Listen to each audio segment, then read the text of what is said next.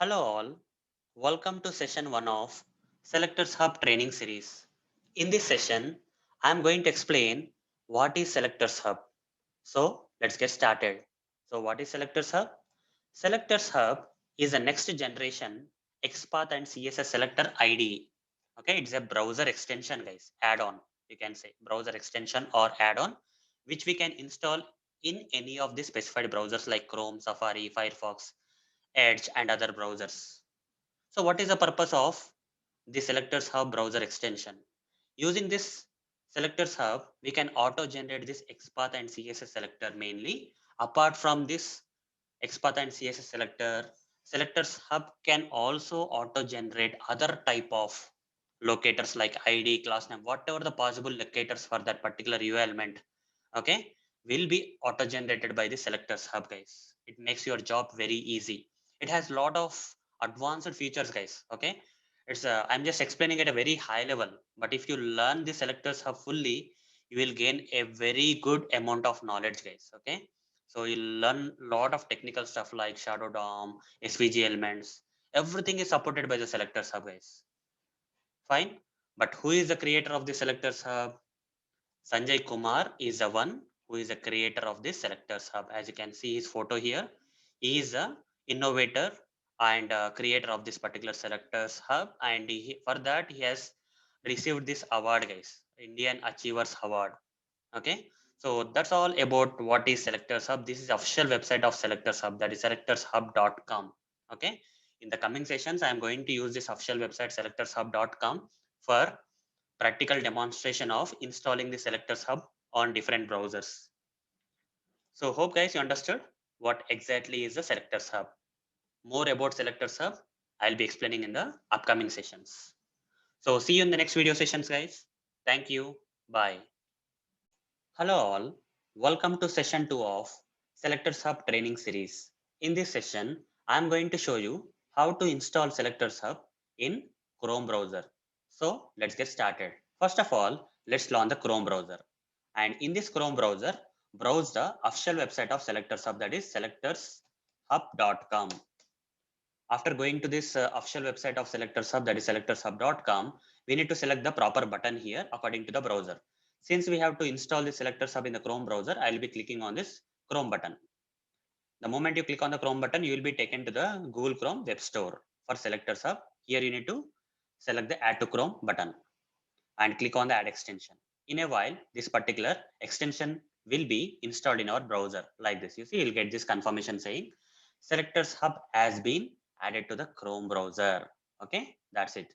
Now, in Chrome browser, guys, after installing any extension, you need to select this manage extensions kind of option here and select pin.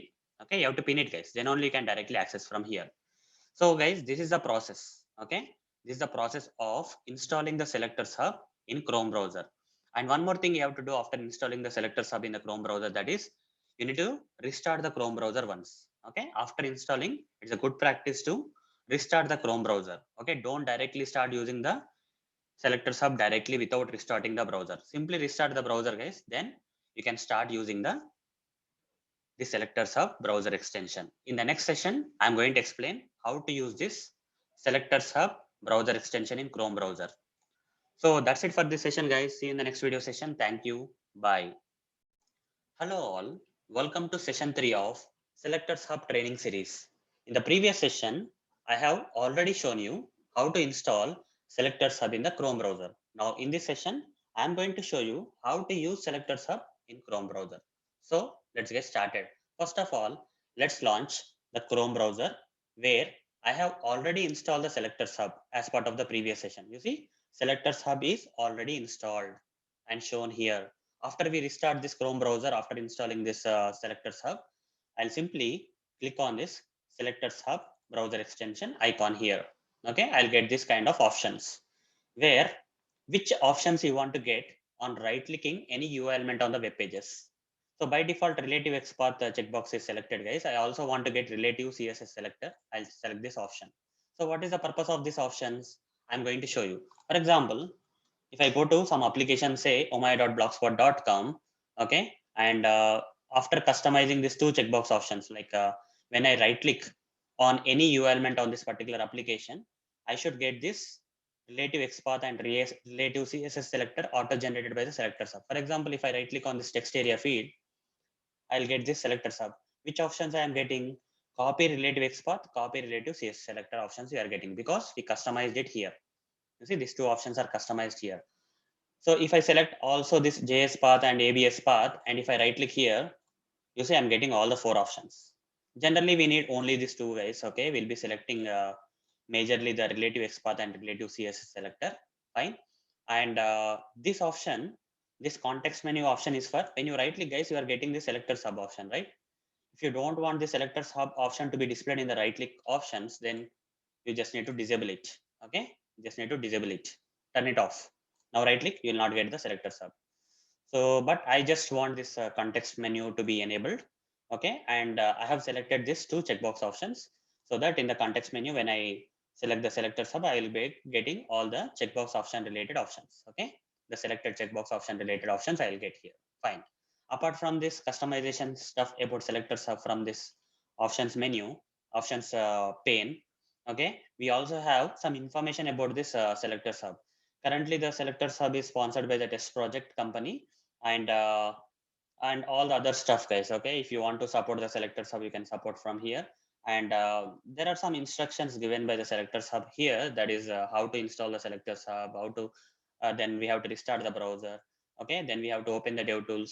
Okay, this is not the only options we have, guys. Okay, after you install SelectorsHub, you are getting the SelectorsHub in the right click options. Apart from the right click options, you can also find the SelectorsHub functionality in the Google Chrome DevTools. Okay, in the Google Chrome DevTools, in the right side of the Elements tab, you can find the SelectorsHub. Okay, that's what the information is provided. Let me show you guys how to do that. So after you go to an application like this, then for example, what I will do is I will simply say right click and select inspect option here. Okay, simply select some inspect option here. You will get the basically, guys, by default you may not get like this. Most of the people will get like this. Okay, when I right click and say inspect like this, guys, if I right click on some U element and select right click inspect, most of the people will get this kind of okay, Google Chrome DevTools options will be coming on the right side by default. But if this will not give you a lot of details, guys, but I prefer selecting these 3 dots and selecting this dock side option as dock to bottom. Now DevTools are docked to my bottom of the page. By default, it will be like this. Okay, after docking to the bottom, this Google Chrome DevTools, they will look something like this. Fine. Now, where to find the SelectorsHub in this Google Chrome DevTools? In this particular Google Chrome DevTools, where to find the SelectorsHub functionality? So under the element tabs, okay, first elements, you should not have other tabs selected, guys. You should have the elements, this particular tab selected. After the elements tab is selected, on the right side, there are some other subtabs like under the elements tab, there are subtabs like styles, computed, layout, event listener, and more are also there. More subtabs are also there like DOM, breakpoints, properties. The last tab you see, the last subtab of this elements parent tab is SelectorsHub, guys. Select this SelectorsHub. You'll get the SelectorsHub functionality here. Okay, after you install SelectorsHub, you will not only get the SelectorsHub in the right click options, but also you'll get the SelectorsHub in this kind of Google Chrome DevTools under the Elements tab. Under the Elements tab, there is a sub tab known as SelectorsHub. Okay, which you will find. Now simply drag it this side so that you can see the entire functionality of the SelectorsHub. Just drag it to the extent that you can see everything. Okay, that will be enough. This size is enough, guys. Okay, for using the SelectorsHub functionality from the Google Chrome DevTools. But how to use the SelectorsHub? First, I will show you without this Google Chrome DevTools how to use the SelectorsHub. I will show you. For example, I want to find the XPath of the search button. Okay, I want to find the XPath of the search button. Right click on the search button, select the SelectorsHub and say copy relative XPath. Copy relative XPath. Now go and paste it here. You see, this is the relative XPath. Okay, SelectorsHub not only generates the XPath, guys, it generates the XPath in a perfect way.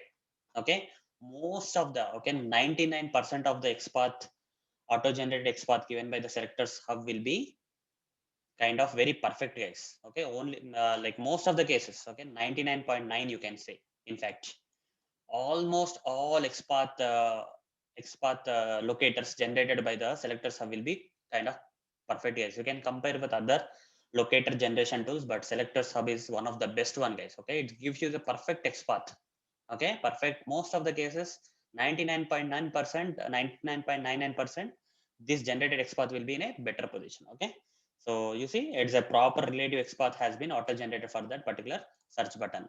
It saves a lot of time for us, right? We have to spend a lot of time in writing the relative XPath or relative CS selectors, but XPath will save a lot of time.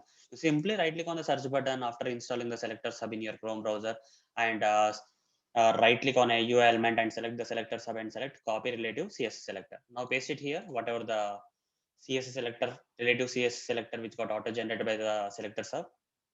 Paste it here. You see, perfect CSS selector locator got auto generated by the selectors hub, guys. So that is the main purpose, guys. That is the main purpose of selectors hub. Okay, this is how we have to use selectors hub in the Chrome browser. So you can either auto generate the relative XPath and relative CSS selector from the right click selectors hub option, or there's another way, guys. Right click on the search button and select inspect option. You'll get the Google Chrome dev tools after you dock it this particular thing into the bottom of the page. And now when the elements parent tab is selected, on the right side you will see this selectors hub. Open that, you'll get the selectors hub. So whatever the element you just want to auto generate the different type of locators, simply right click on that particular. For example, if you want to auto generate the like XPath, relative CSS, and other type of locators for this okay, this kind of search box, right click on the search box and select inspect option. You see, the selectors hub will auto generate the relative CSS selector. Okay, this is a relative CSS selector for this text box field, search box field, and this is a relative XPath for the search box field. This is a name locator. Okay, you can also use name locator. Or its selectors hub not only auto generates the XPath and CSS selector, but also auto generates other type of possible locators for a particular UI element. Whatever the possible locators are possible, everything will be given by the selectors hub, guys. Not only XPath and CSS. Okay, most of the people think that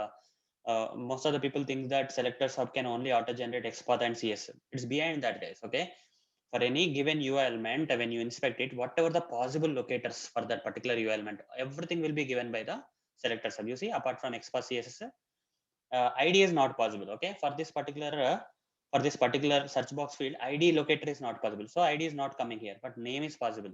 So name locator is coming. Class name is possible. Okay, this is a DOM locator, guys. Okay, DOM. Most of the UI elements will get the DOM locator. I'll explain more about the DOM locator, JS path locator in the coming sessions. But for now, all the possible locators for the given URL element will be suggested by the selector sub like this. Tag name also is possible. So if I take another URL element, for example, for this search box field, we have not got the ID locator. But if I go to the text area field, right click and inspect here. Now this selectors hub has auto generated the different possible locators for this text area field. You see, this time ID is possible. ID locator is possible for this search this text area field. So ID locator came apart from the XPath and CSS selector, and all the other possible locators are given by the selector sub. So if you want to use any of these locators in your Selenium automation scripts or any other automation tool scripts where this CSS selectors, XPath, or any other locators are needed, how to take this out? How to take these things out? For example, if I want to use this relative XPath of this text area field, I just need to click on this option, guys. Okay, click to copy the relative XPath. Copy this. When I click here, it will be copied, guys. Okay. So anywhere you can click, guys. Okay, anywhere, just click it. It will come here. Okay, if you click here, it will come here. If you click here, it will be copied. Okay, either you can click on this one or this one to copy. So no matter where you are clicking, either on the name of the locator or the copy option, you can click on any of these pages, any of these places to copy this relative XPath. If you click here, this particular XPath will be shown in this particular box field. You can copy from here also if you want. Okay, multiple ways of copying the auto-generated XPath from this selectors hub functionality of the Google Chrome Dev Tools. So if I copy from here and paste it here, you see I'll get the auto-generated relative XPath for that particular text area field. If you want to copy this ID, okay, click here, it will be copied. Only ID will be copied and pasted. This is ID which is suggested by this selector sub. If you want to copy this, let's say JS path DOM locator, let's say, okay, just click here and go here. You see, this is the DOM locator for that particular text area field. Like this, you can copy, guys. If you click here, it will be coming here. Okay. If you click any of these things, so it will come here. If you click either on this or this, they will be copied, guys. Okay, whenever you want to use this locators in your automation code, you can copy like this and use in your automation scripts. Fine, guys. So hope guys you understood how to use Selectors Hub for auto generating the different type of locators. Okay, in the Chrome browser. So that's it about this session, guys. See you in the next video session. Thank you. Bye. Hello all, welcome to session 4 of Selectors Hub training series. In this session, I am going to practically show you how to auto-generate different types of locators for the different UI elements in different ways using Selectors Hub. So let's get started. Selectors Hub not only auto-generates the XPath and CSS selector locators for any given UI element, but also it auto-generates different type of possible locators for that particular UI element, say ID locator, name locator, class locator, all the other type of locators possible for that particular UI element. Selectors Hub can auto-generate, guys, or suggest. Now in this session, apart from showing you this, I'll also show you the different ways of locating or using the Selectors Hub as part of auto generating the locators. There are different ways you can use the auto generation functionality of the Selectors Hub. I'll show you practically, you will understand. The first way is right click inspect. Okay, by right clicking on any given UI element and selecting this inspect option, you can get the locators of the right clicked UI element. For example, if I go to this application, omai.blogspot.com, okay, after going to this application, let's say there is a button here, search button. So if I have to auto generate the different possible locators for the search button, okay, if I have to auto generate using Selectors Hub, if I want to auto generate the different type of locators, possible locators for the search button, I have to right click on the search button and select inspect option. This is the first way, guys. Right click on any given UI element and selecting the inspect option is the first way. The moment you right click on the UI element and select inspect option, you see the HTML code of this particular search button will be displayed here under the elements tab. Once the elements tab is selected here, there are subtabs on the right side. You just need to go to the subtabs like styles, everything is there. Just click on this more option and select the Selectors Hub. Okay. The moment you select the Selectors Hub, the locators, auto-generated locators for the search button, all the possible locators for the search button will be displayed here. Not only XPath and CSS selector, guys, but also class name. Okay, whatever the possible locators are there for the search button will be given by the Selectors Hub here. You see JS path, tag name, absolute XPath, relative XPath, CS selectors, class name, all the possible locators. Now, if I want to get auto-generate the possible locators for this button, say click to get alert, right click, you will not get the same list again. You see, for search button, we got a class name. Along with the XPath and CSS, we got the class name and other stuff. But for this button, what are the possible locators? Right click on this button and select inspect option. You see, for this particular button, we got ID locator. ID locator is possible for this button. Apart from ID, we have the same XPath, CSS, JS path, and all the remaining stuff. Now, like that, you can go with anything, guys. For example, if I go with this drop down button, right click inspect. Okay, for this class name is possible, and all the other type of locators are possible. So, like this, guys, what are the possible locators for the given selected UI elements? If you right click and inspect, the Selectors Hub will auto generate here, right? That is the first way. So, what is the second way of auto generating the locators using Selectors Hub for the given or specified UI elements? Okay, using the inspect option of DevTools. The second way is using the inspect option of the DevTools. For example, here, so far I right clicked and inspected, right? If I don't want to right click on this UI element and select inspect, there is another way.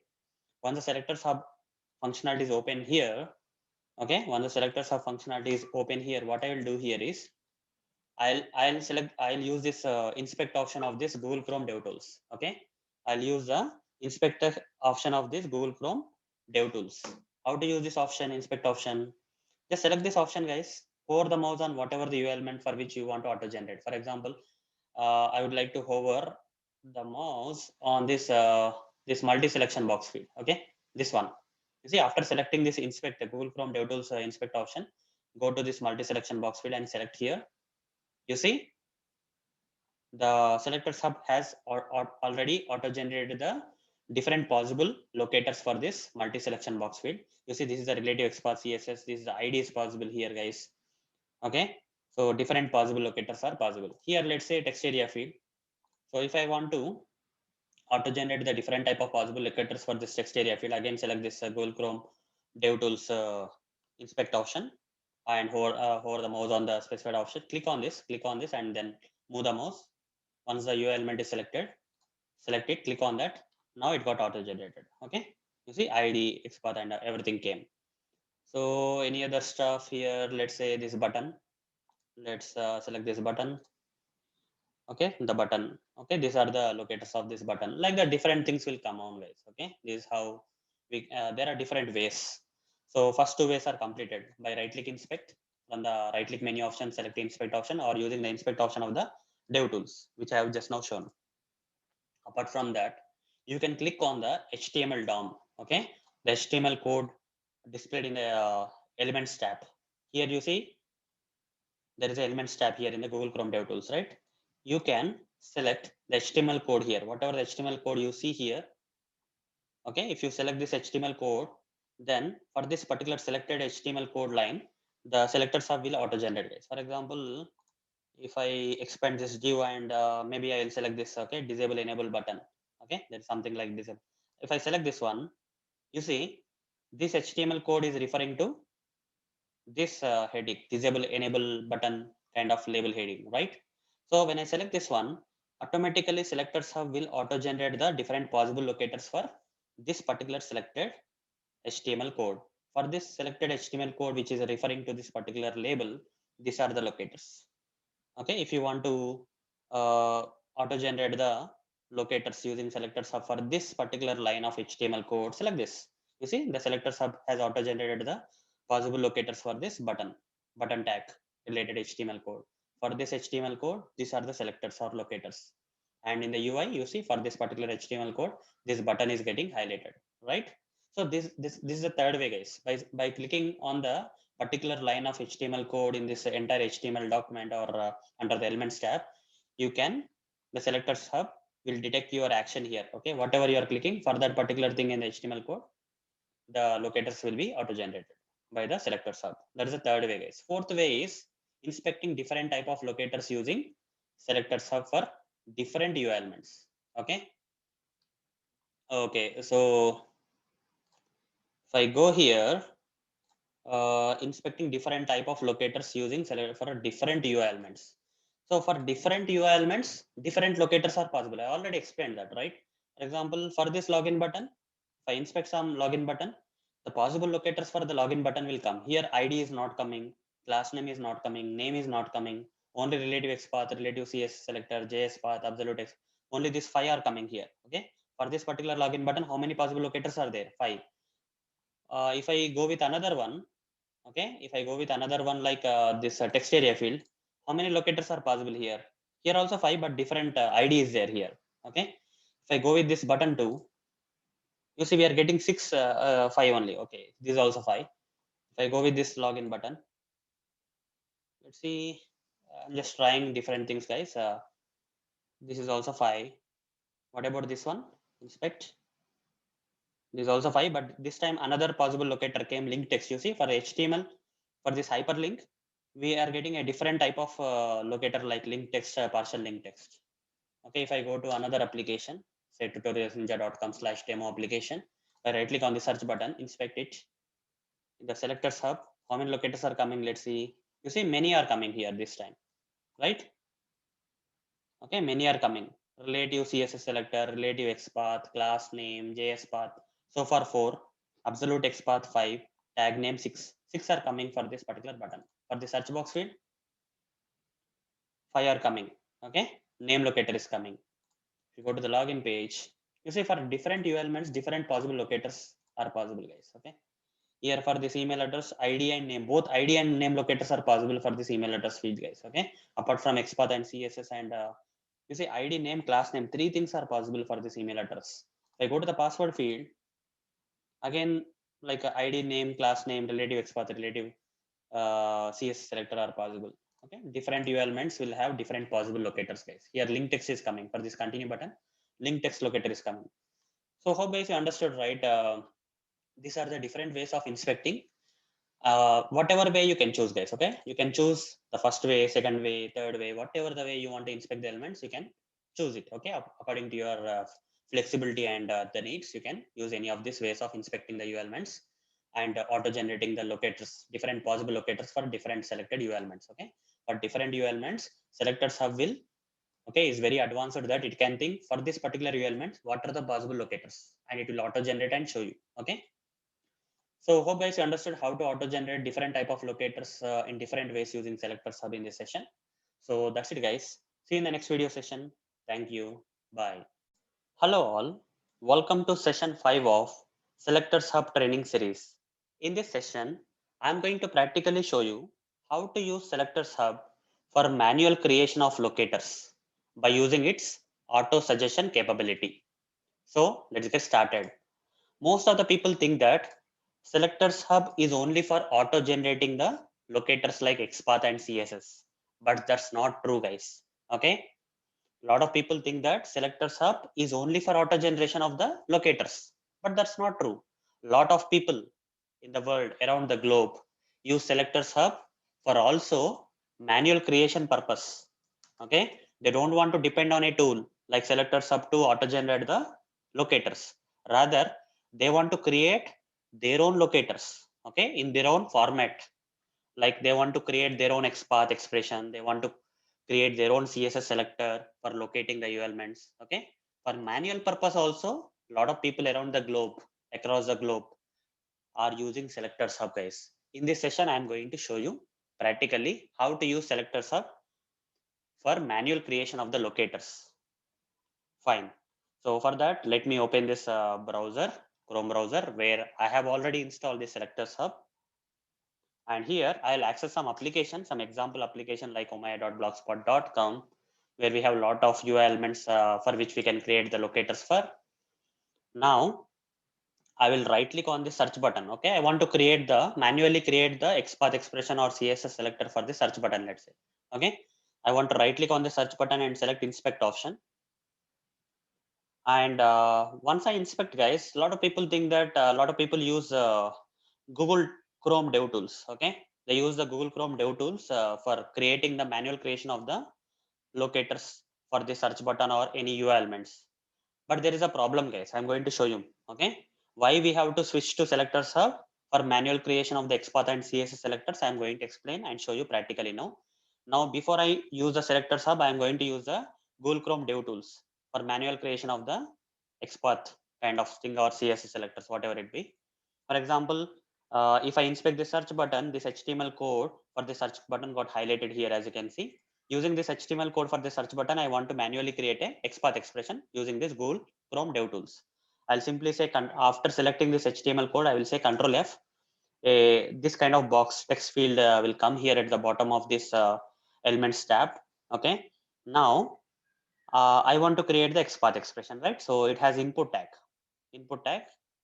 And after using the input tag, I would like to locate this search button using this class attribute and value. Okay, for that I have to create the XPath expression. So first I'll start with the tag name, that is input, right? / input. The moment I type input here, I'm not able to see the HTML code. The HTML code is lost somewhere, right? Again I have to inspect it.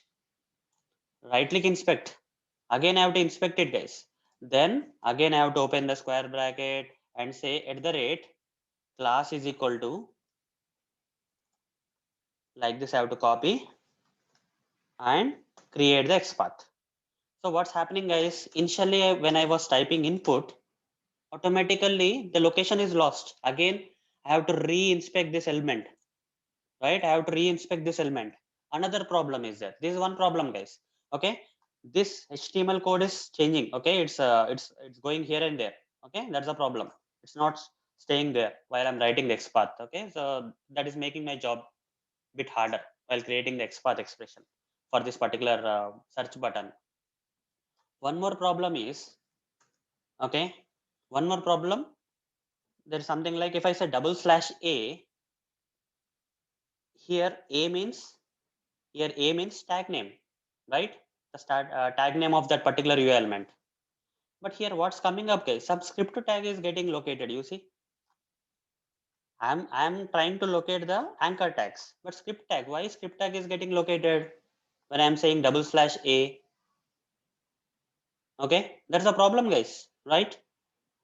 So script tags are coming here. So if this is a script tag, somewhere /A means this /A is being searched, but my intention is /A means tag name, guys. Okay, after whatever I give is a tag name, but this is being searched as a text, guys, not as a, this is not an expression now.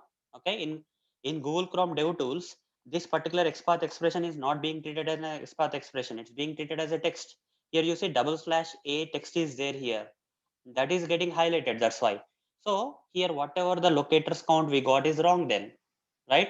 Script tag is not a, this particular XPath expression cannot match the script tag, so but it's counted here, that's a problem. So if you are manually creating the XPath expressions using the Google Chrome Dev Tools, lot of problems are there. Okay, your view is not static where it's changing here and there when you are typing the XPath expression, so it will become difficult for you to create the XPath. And also XPath expression is not being searched as an XPath expression, rather that is treated as a text and being searched. That's another problem. To overcome this problem, we have to switch to a tool known as SelectorsHub, guys. Okay, SelectorsHub is going to solve our problem here. But a lot of people think that SelectorsHub is only for auto-generating the XPath expressions and CSS selectors like this. Okay, and there are a lot of people like who don't even like this results also. Okay, they don't want to see these results. Okay, even though the SelectorsHub is helping them in auto-generating the XPath expressions and CSS selectors and directly showing here, a lot of people don't like this feature. Okay, they don't want the results to be seen by them. So what they will do is they may not use SelectorsHub, right? For such kind of people, guys, who don't, even though manual creation is possible using SelectorsHub, they don't want to see this kind of search results. Okay, the auto-generated results for locators and all, they have an option here. You see, turn off auto-generated selectors. That's it. Now SelectorsHub is not going to auto-generate any selectors for you, locators for you. Okay, you can only use SelectorsHub as a purely manual creation tool. Okay, but if you are a kind of person like where you want to have the manual creation and auto generation both, you can turn it on and do the manual creation and auto generation both together. But if you are a kind of person where who don't want this auto generation to be visible to you, simply turn it off and only use this SelectorsHub only for manual creation of the locators. Now right click inspect on the search button, you see auto generation is not happening. And from the left side we can know that this is HTML code. By looking at this HTML code, now let me type, create the, manually type the XPath expression. So it has an input tag, so I'll say /input. The moment I type the input, the next thing I know is that I have to put the square bracket here. And you see it's suggesting all the things, it's making my job easier, guys. Okay, while manual creating also, it's auto suggesting a lot of stuff to me. You see, if I say for whatever the element you selected here, for whatever the UI element you inspected, whatever the HTML code is that is currently selected, for that only this manual creation will work. It's not going to work for other elements. Okay, other HTML lines of code or whatever it is, whatever that is currently highlighted here, for that only you are going to manually create here. That only will auto suggest, other auto suggestions will not come. Only the auto suggestions will come only for this highlighted HTML code. So when I say /, you say automatically it's saying input. It can give form or body or tr or td, right? But it's giving only input. Why? Because this one is currently selected. That's why it directly suggesting. You don't have to type the input also, /input. After that, remember you have to provide the square bracket according to the XPath. If you are good at creating the XPath, you will understand why I have put this square bracket here, right? After providing the square bracket here, it understands that this input tag has different attributes like class attribute, title, type, value, style kind of thing. You see all the attributes are provided here, right? Title, title is there, type is there, value is there. Okay, all the attributes are provided here. Class is there. I want to use a class attribute, so you have to use syntax known as @ right, for attributes. It's suggesting you anyhow. And like that, you can select this @ class is equal to GSC search button. Fine. Now press enter. You see, it's locating. One element is matching.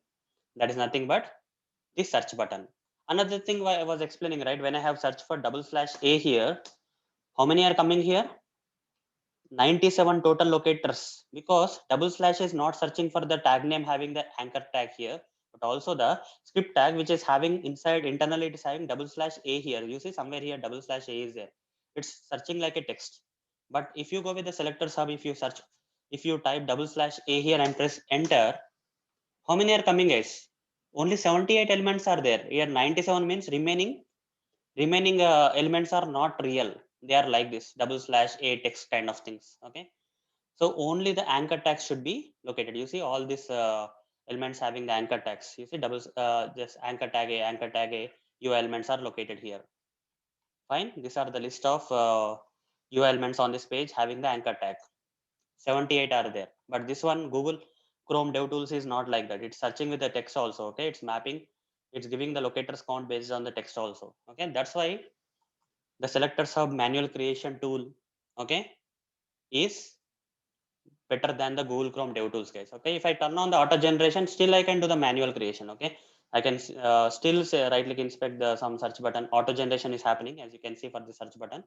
Some auto generation of the locators happened here.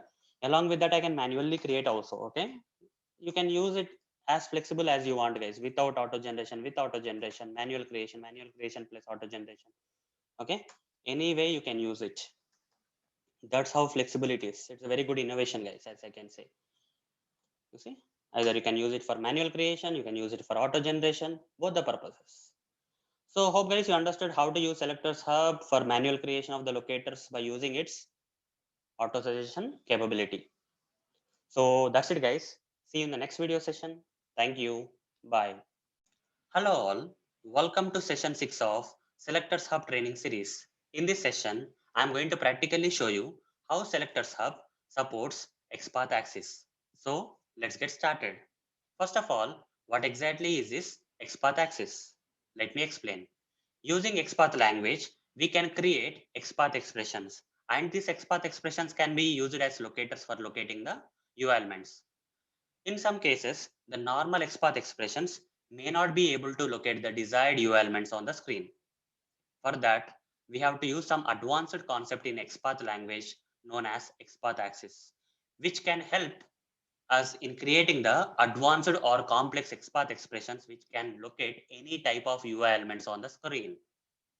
And because of this XPath axis, XPath has become the powerful locator out of all the other type of locators available, guys. Okay, out of all the other type of locators like ID, name, class name, okay, CSS selectors and etc. XPath is the powerful locator. Okay, XPath expressions are the powerful locators because of this concept in XPath language known as XPath axis, guys. Now, I'm saying that SelectorsHub is supporting such kind of advanced concept in XPath, that is XPath axis. How it is supporting? Let me practically show you. For that, let's open the browser where the SelectorsHub is already installed like this. As you can see, SelectorsHub is already installed in this Chrome browser. Now, I'll take you to this application URL. Say, just search for this, guys. Okay, to go to that application URL page, you have to search this compendium dev basic web page. Like this, just search. And in the search results, you will get this link, basic web page link. Click on that and you will be taken to this page. Now right click inspect and go to the SelectorsHub here, as explained in previous sessions, how to go to the SelectorsHub like this. I just want fast. Okay, now I want to create the XPath expression for this, a paragraph of text. Okay, so you see, this is the HTML code, guys. Okay, this particular line is locating this paragraph, right? By looking at this HTML code, I'll write an XPath expression manually, /p, right? /p, and it has some ID, guys. ID is equal to para1. So here I'll say square bracket @ ID is equal to para1. I'll select this para1. Okay. So like this, if I press enter, you see one element is matching. That is nothing but this paragraph. First paragraph. Now using this first paragraph, I want to locate the second paragraph. Let's say directly you are not able to locate the second paragraph. In some situations, what happens is you cannot directly locate a particular U element. So what you will do, you will go for a nearby element which you can locate using the XPath expressions like this. For example, paragraph 1 is can be directly located using the XPath expression, but paragraph 2 cannot be located using the XPath expression. In such kind of cases, first you locate the thing that can be located, which is nearby the required element. Okay. Ultimately, we have to locate the second paragraph. Since we are not able to locate it directly, we first located the another paragraph which is near to this second paragraph that we have to locate. Okay. So using this XPath expression, we are able to locate the first paragraph. Now, how to locate the second with the help of the first paragraph? Here says slash. Simply say slash, guys. Automatically, the selectors hub is suggesting you some XPath axis. This following sibling is the concept, is one of the item in the XPath axis of the XPath language, guys. Following sibling is from the XPath axis concept of the XPath language. So that selector sub is supporting and giving you this particular thing in the as auto suggestion. Select this slash following sibling. What is the following sibling? This is having the paragraph tag. So you have to say P and press enter. You see, with the help of the first paragraph and using the XPath axis, we are able to locate the U element which cannot be located directly, right? If this particular second paragraph is unable to be located directly by the XPath expression, in such cases, you will locate the first paragraph by writing the XPath or whatever it is. Okay. First, you will write the XPath expression for locating the first paragraph, and using this XPath axis concept, you can locate the nearby U elements. Okay, here this is the following sibling as part of XPath axis. I'm not going to explain everything about XPath axis in this session because that is out of topic, guys. I'm just going to prove here that I'm just proving here that selectors hub is supporting the XPath axis. That's it, with an example as shown here. Okay, following sibling is from the XPath axis concept only. So hope guys you understood how selectors hub supports the XPath axis and how it auto suggests the things from the XPath axis, right? So that's it, guys. See you in the next video session. Thank you. Bye. Hello, all. Welcome to session 7 of Selectors Hub training series. In this session, I'm going to practically show you how Selectors Hub corrects your locators by giving proper error messages. So let's get started. First of all, let's launch this Chrome browser where Selectors Hub is already installed. Now, let's go to an application URL page, some sample application URL page having some different UI elements. I would like to create an XPath expression for this, locating this text area field. For that, right click on the text area field and select inspect option. Okay, I will get this Google Chrome DevTools. Now go to the selectors hub functionality in this Google Chrome DevTools. Now here I have to write an XPath, create or write an XPath which can locate this text area field, and this is the HTML code of this text area field. By looking at this HTML code of the text area field, I will start writing the XPath expression. / the tag name is text area, right? Text area. I'll open a square bracket, and here I will provide the ID attribute with value at the rate ID is equal to, inside the single quotes I will provide the value, guys, that is TA1. Okay, everything is proper. When I press enter, I'm getting an error saying that it's an invalid XPath. Selectors hub is giving this error saying invalid XPath. Whatever the XPath expression you are written is invalid. And also it's giving the proper error message, guys. Why this is invalid? Is giving the proper error message, that is saying close square bracket. Okay, close square bracket with the symbol missing. Okay, you have not closed the square bracket. Okay, you opened the square bracket here, you have not closed it. Now press enter, it's working fine. Okay, if you have written an invalid XPath expression, selectors hub is suggesting you, and now you see you are able to correct it and locate the proper UI element. What if I create such kind of invalid XPath expression in the Google Chrome DevTools? Okay, without using selectors hub, what will happen? I'll tell you. Now say Control F here, you'll get the text box field here in the Google Chrome DevTools. If I give this XPath expression which is invalid and press enter, nothing is happening, guys. Okay, nothing is happening, right? This XPath expression is not locating the U element. Let me refresh the page. You can see that at present you can see when I press enter here, after entering this invalid XPath expression and press enter here, you see no U element is getting located. The reason here is the selectors hub will give you the proper message. Press enter, you see invalid XPath. But here Google Chrome DevTools are not able to give the proper error messages where you can correct the XPath expression. That's not possible here.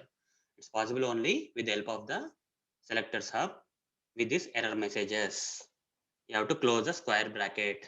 And if you are not able to understand this particular error message, there's one more thing, guys. Okay, on the top of providing this proper error messages for this invalid XPath kind of thing, it's giving you some help, guys. Okay, you see some icon is there. When you click on that, you'll be taken to another page where you have some sample formats of the XPath. Okay, by looking at this, you can understand what's going wrong. Okay, what I have did wrong, any wrong mistake, anything. Okay, if you go through these examples and all, you may understand that you have to provide a square bracket here, then only it will work. Understood, guys? So hope guys you understood how Selectors Hub corrects your locators by giving proper error messages. So that's it, guys. See you in the next video session. Thank you. Bye. Hello all. Welcome to session 8 of Selectors Hub training series. In this session, I'm going to practically show you how Selectors Hub can auto-detect the dynamic changeable factors of a given web element. So let's get started. First of all, let's launch the Chrome browser, which has the Selectors Hub already installed. Now let's browse the sample application page, say omaya.blogspot.com. So it has a lot of view elements here. Now let's auto-generate the locators for this text area field using Selectors Hub. For that, I need to right click and select the inspect option and go to the Selectors Hub functionality. As you can see, Selectors Hub has auto-generated the different possible locators for this text area field like this.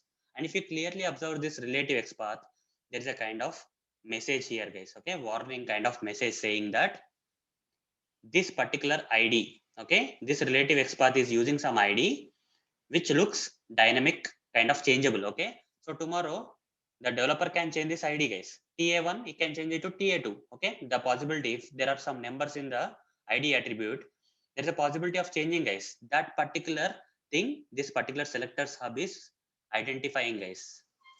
You see, Selectors Hub is auto-detecting the dynamic changeable factors of a given web element.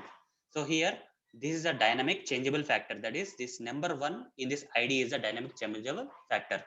So here, this relative XPath is generated using this ID, right?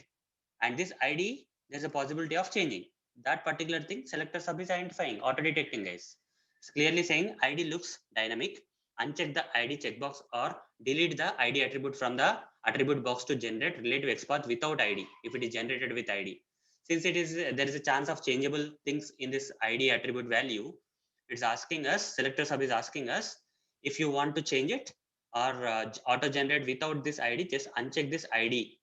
From this warning message, it is conveying. Okay, if you uncheck this, if you don't want this relative XPath generating with ID which can be changeable, uncheck it. It's simply saying that when you uncheck this ID, you see you got another alternative XPath which is not using the ID which can be changeable by the developer, because this one is kind of suspicion kind of thing is there with this one, guys. Tomorrow one can become two or three. Okay, so we have to use an alternative relative XPath. So hope guys you understood how the Selectors Hub auto detects the dynamic changeable factors of a given web element. So that's it, guys. See you in the next video session. Thank you. Bye. Hello all. Welcome to session 9 of Selectors Hub training series. In this session, I'm going to practically show you how Selectors Hub supports customizing of attributes while auto-generating the locators. So let's get started. First of all, let's launch the Chrome browser, where the Selectors Hub is already installed. As you can see here, Selectors Hub is already installed in this Chrome browser. Now let's browse a sample application URL, say omaya.blogspot.com. On this application page, there is a text area field, guys. Now let's auto-generate different possible locators for this text area field using Selectors Hub. For that, I need to right-click on this text area field and select the inspect option. Then Google Chrome DevTools will appear here. Now select this Selectors Hub option from here. As you can see, Selectors Hub has auto-generated different possible locators for this text area field, as you can see here. Now, what is the context of this session? In this session, I'm going to explain how Selectors Hub supports the customizing of attributes. So how to customize the attributes in Selectors Hub? That's the context, guys. Let me explain. There is an option here, guys. In the Selectors Hub, there is an option here. There are a lot of options on the right side, as you can see. The first option, as you can see, is a set attribute option. You just need to select that. When you select this set attribute, you'll get some extra options in the selectors hub where you see a lot of attribute options are mentioned here, right? You can customize the attributes using this extra functionality of the selectors hub. So by default, if you observe this relative XPath, the auto-generated relative XPath for this text area field, if you observe, it is using which attribute, guys? It is using ID attribute, right? By default, the auto-generated relative XPath by the selectors hub is using which attribute? ID attribute, as you can see here. Okay, but there are several attributes for this text area field. Okay, when I inspect this text area field, this is HTML code of the text area field, guys. It is showing multiple attributes. You see, apart from ID attribute, we have rows, columns, content, editable, style, like that. Multiple attributes are there, but selectors hub is by default using ID attribute. So can we customize these attributes? Yes, we can customize. For example, if you don't want to use ID, you see here by default, relative XPath is auto-generated with this ID attribute. But if you don't want to use ID in this particular XPath, you can uncheck it. You see, ID is not being used. So text area field as ID, if you uncheck ID, so some other parent element class is being used. You see, div of @ class is being used. You can uncheck the class also. You see, it's not using either ID or class in this particular relative XPath. Again, let me check ID and class so that it will choose highest priority, that is ID. Fine. Now, apart from this ID, if you want to use any other attribute in this auto-generated relative XPath, okay, apart from this ID, if you want to specifically use some uh, another attribute in this relative XPath, if you want the selectors hub to auto-generate by using some other attribute along with ID attribute, then what to do, guys? In that case, let's say this particular text area field has ID and it also has rows, columns, content editable, right? I'll take one of the additional attribute, that is rows. Okay, if I enter rows here, okay, if I type rows here, rows is the attribute. I am asking selectors hub to also use rows attribute while auto generating the relative XPath. The moment I press enter, apart from this ID, rows will be used, guys. You see, rows is mandatorily used in the relative XPath. Press enter. You see, now this relative XPath not only has ID, but mandatorily the rows attribute is being used. Text area rows is equal to, it's not using the ID of the text area field, right? Here you see, the moment I press rows here, it's not using the ID attribute of the text area field. Rather, it is preferring rows attribute of the text area field. Rows is equal to 10 is being used here. Okay, some parent elements ID is being used, but the required elements HTML code, even though it is having ID, it's not using ID, it's using the rows, because this is being given the highest priority. Whatever you type here, whatever the attribute name you type here, that will be considered as a high priority and being used, guys. Like this, guys, we can customize the attributes using the selectors hub. Okay, for auto generating the relative XPath, while auto generating the relative XPath using selectors hub, we can customize the attributes, whatever the attributes we can, now we want to have in the relative XPath, we can customize. Okay, we can give the priority over the by default attributes, and you can check or uncheck these attributes according to your needs. Fine. So let me clear it out. To turn it off, guys, to turn it off this extra functionality where you can customize attributes, again you need to select this set attribute, it will be gone. Okay, so hope, guys, you understood how to use selectors hub for customizing the attributes while auto generating the locators. So that's it, guys. See you in the next video session. Thank you. Bye. Hello all. Welcome to session 10 of Selectors Hub training series. In this session, I'm going to practically show you how Selectors Hub auto generates the entire WebDriver statements and thereby save your time. So let's get started. First of all, let me open this Eclipse IDE where some sample Selenium automation code is already written for opening the Chrome browser, for maximizing the browser window, and thereafter taking you to this particular application URL page in the Chrome browser, like this. Once you are taken to this register account page of this application by this sample Selenium automation script, now here we have to write the remaining automation code, right? For filling these details like first name, last name, email, telephone, all these details we have to fill. Okay, first name, last name, email, telephone, password confirm, and we have to select this checkbox option and click on the continue button. So for creating the code here, we have to create the locators. We have to find out the locators for each and every of this UI element and write the proper code here manually. But how can the selectors hub save your time in this case? Okay, here selectors hub not only auto generates the locators, but also it can auto generate the entire WebDriver statements. It will save a lot of time for you guys. Okay, not only the locators, but entire WebDriver statements can be auto-generated. Let me show you how. So for example, if you want to auto-generate the locator for this first name, right click on this first name and select inspect option. So here, if you go to the SelectorsHub, by default, SelectorsHub will only auto-generate the locators. Whatever the possible locators are there, it will auto-generate. But it's not auto-generating the entire WebDriver statements. WebDriver statements are by default not auto-generated by the SelectorsHub. But how to do that? For that, there is an option here, guys. As you can see on the right side, there are a few options. The second option, set driver command to append on selectors.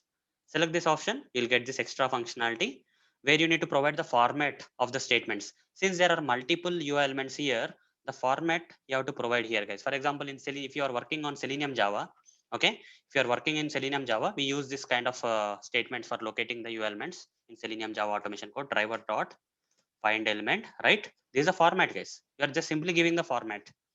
So here by dot XPath, and inside this you have to provide double quotes, double quotes. Inside the double quotes, you have to give this XPath value you have to use. Okay, say we have to give this. This is the format, guys. This is a syntax or format, whatever you call. Okay, and close this. That's it. Driver dot find element by dot XPath with the double quotes. Inside that, you have to provide XPath value. In place of this XPath value, whatever the auto generated relative XPath is there, that will be provided here. Okay. So when I press enter here, you see the moment I press enter here not only the XPath is getting auto generated, but also the entire WebDriver statement is coming. Can you see? Copy this, simply copy this and paste it here. That's it. Driver dot find element, import this by dot, okay, by dot XPath, this locator, XPath locator. Now say dot send keys. That's it. Okay. Now provide that first name as Arun, let's say. Okay. Now for the second element here, the time will be saved now, guys. Okay, only one time effort. Now for last name, you don't have to type this driver dot find element, it's already there. Now if I right click on this last name field and select inspect option, you see the entire statement got auto generated. Okay, WebDriver statement. Copy this and simply paste. This is for last name dot send keys. Let me give my last name Motori. Okay, and after this, what is the next one? Now what is the next field, guys? Email address. Right click inspect. You see SelectorsHub auto-generated the entire WebDriver statement for this email address field. Copy this. That's it. You see how much time is being saved. You don't have to write every time driver.find element, driver.find element. Okay, everything is coming by automatically. Now here I have to provide the email address. Let me give some random email address. Say a moturi. Okay, 123456123 ABC. Okay, okay, gmail.com. Let's say I'm just giving some random email address so that the account will be created. Next telephone, right click inspect. Okay, auto generated. You see, you don't have to type this driver.find element again, it's ready made. Okay, copy it here. Now what is the telephone? Let's give some telephone number, some 10 digits number. Say 1234678990. Okay, 10 digits. I gave something. Okay, password and confirm password. Okay, password confirm. Right click inspect. Okay, the statement is auto generated. Not only the locator, the entire WebDriver statement is coming, which is saving our time while writing the automation code. You see, a lot of time will be saved, guys. 12345 I will give. Similarly, password confirm. Password confirm also, right click inspect and copy this entire WebDriver statement and paste it here and say dot send keys. And here give again the same password 12345. So in very less time, we are able to write this code, right? So that's the power of the SelectorsHub, guys.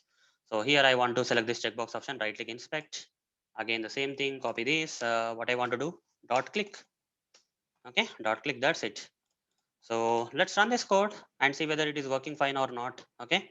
So right click, run as Java application. So web selectors have not only auto-generated the locators, but also it can auto-generate the entire WebDriver statements according to your provided format. Okay, if you are working in Selenium Java, you have to specify the Selenium Java format for WebDriver. Okay, statements. It will auto-generate the entire statement. You see, everything is working fine. So we have not clicked on the continue button, guys. Okay, if we have provided the same thing for continue button, it would have worked, right? Simply here we can do that thing also. Let's say here I'll go here and say right click inspect on this continue button. Again the statement came, copy this, and here I'll say dot, here also click. Okay, now save this code and run it again. It will work this time. the purpose, the main intention behind explaining this session is like how Selectors Hub can save your time by auto-generating the entire WebDriver statement. Okay, not only the locator, but entire WebDriver statement can be auto-generated. You see, account has been created successfully. Fine. So hope guys you understood how to auto-generate the entire WebDriver statements using Selectors Hub and save your time accordingly. So that's it guys. See you in the next video session. Thank you. Bye. Hello all. Welcome to session 11 of Selectors Hub training series. In this session, I am going to practically show you how Selectors Hub supports SVG elements.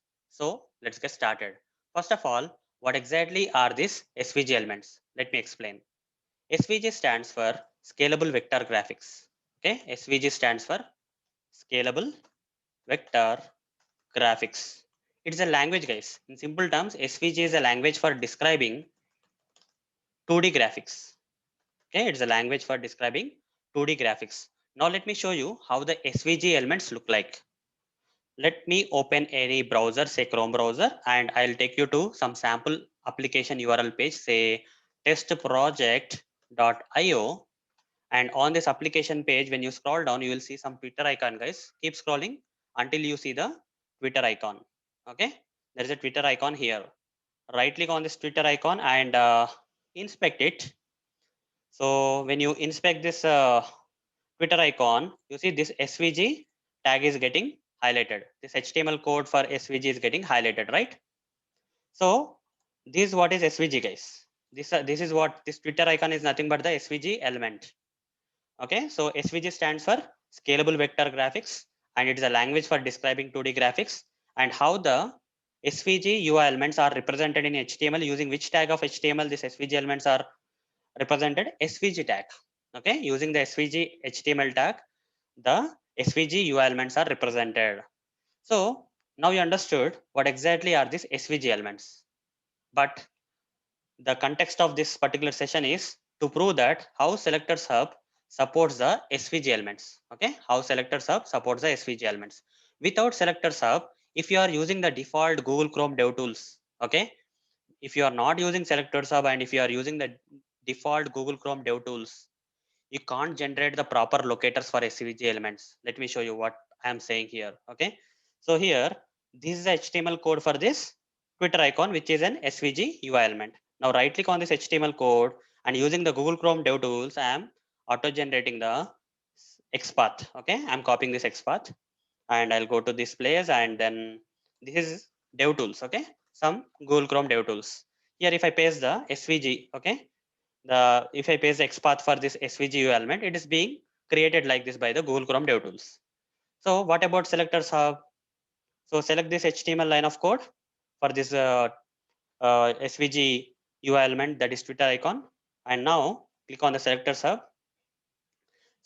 This Selectors Hub is by default detecting that this particular UI element, whatever you have inspected here, is an SVG element. You see, it's automatically detecting that. Okay, whatever you are trying to auto generate the locators for is nothing but a SVG element. It's clearly specifying here in the pink color, as you can see, right? That's first thing that Selectors Hub is supporting. Second thing is Selectors Hub will create the proper locators. Okay, if you observe this relative XPath, I'll copy this relative XPath, guys, from here and paste it here. So this is by Selectors Hub. Okay, Selectors Hub creates the correct XPath for the SVG elements, whereas DevTools is creating a wrong one. This is wrong, guys. Whatever the XPath that is created for this SVG UI elements by the Google Chrome DevTools is wrong. This is not going to work, guys. Okay, even though the Google Chrome DevTools is auto generating the XPath for the SVG UI elements, but it is generating wrong, guys. This is not a correct format. Okay, you can Google search if you want. Okay, so what is the correct format of XPath for the SVG UI elements? This is not the correct format, guys. It's an invalid format. Okay, DevTools is not properly supporting the SVG elements. But coming to Selectors Hub, it knows in and out of the SVG elements, so it's creating a proper XPath. You see, this is the correct format. So local hyphen name is equal to SVG. Like this, the SVG elements need to be created the XPath for kind of. Okay, this format is correct for XPath for the SVG elements. This is the correct, guys. Okay, this is the correct format of the XPath locators for the SVG elements. whatever that is being generated by SelectorsHub is correct, but not DevTools is wrong. Okay. So this is how, guys, SelectorsHub is supporting the SVG elements by creating or auto-generating the correct XPath for the SVG elements, whereas Google Chrome DevTools is not creating the correct XPath for the SVG elements or correct locators for the SVG elements. Okay.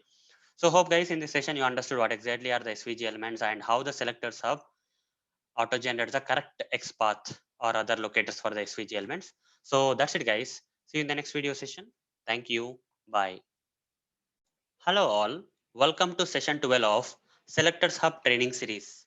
In this session, I'm going to practically show you how Selectors Hub supports the elements inside the iframe. So let's get started. For example, we'll take this application URL, copy it and open in any browser, say Chrome like this.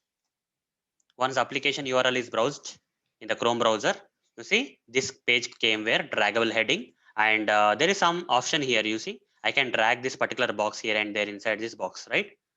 Now what I want to do is I want to write some Selenium automation code using which I want to click on this drag me around option. Okay, I want to click on this simple.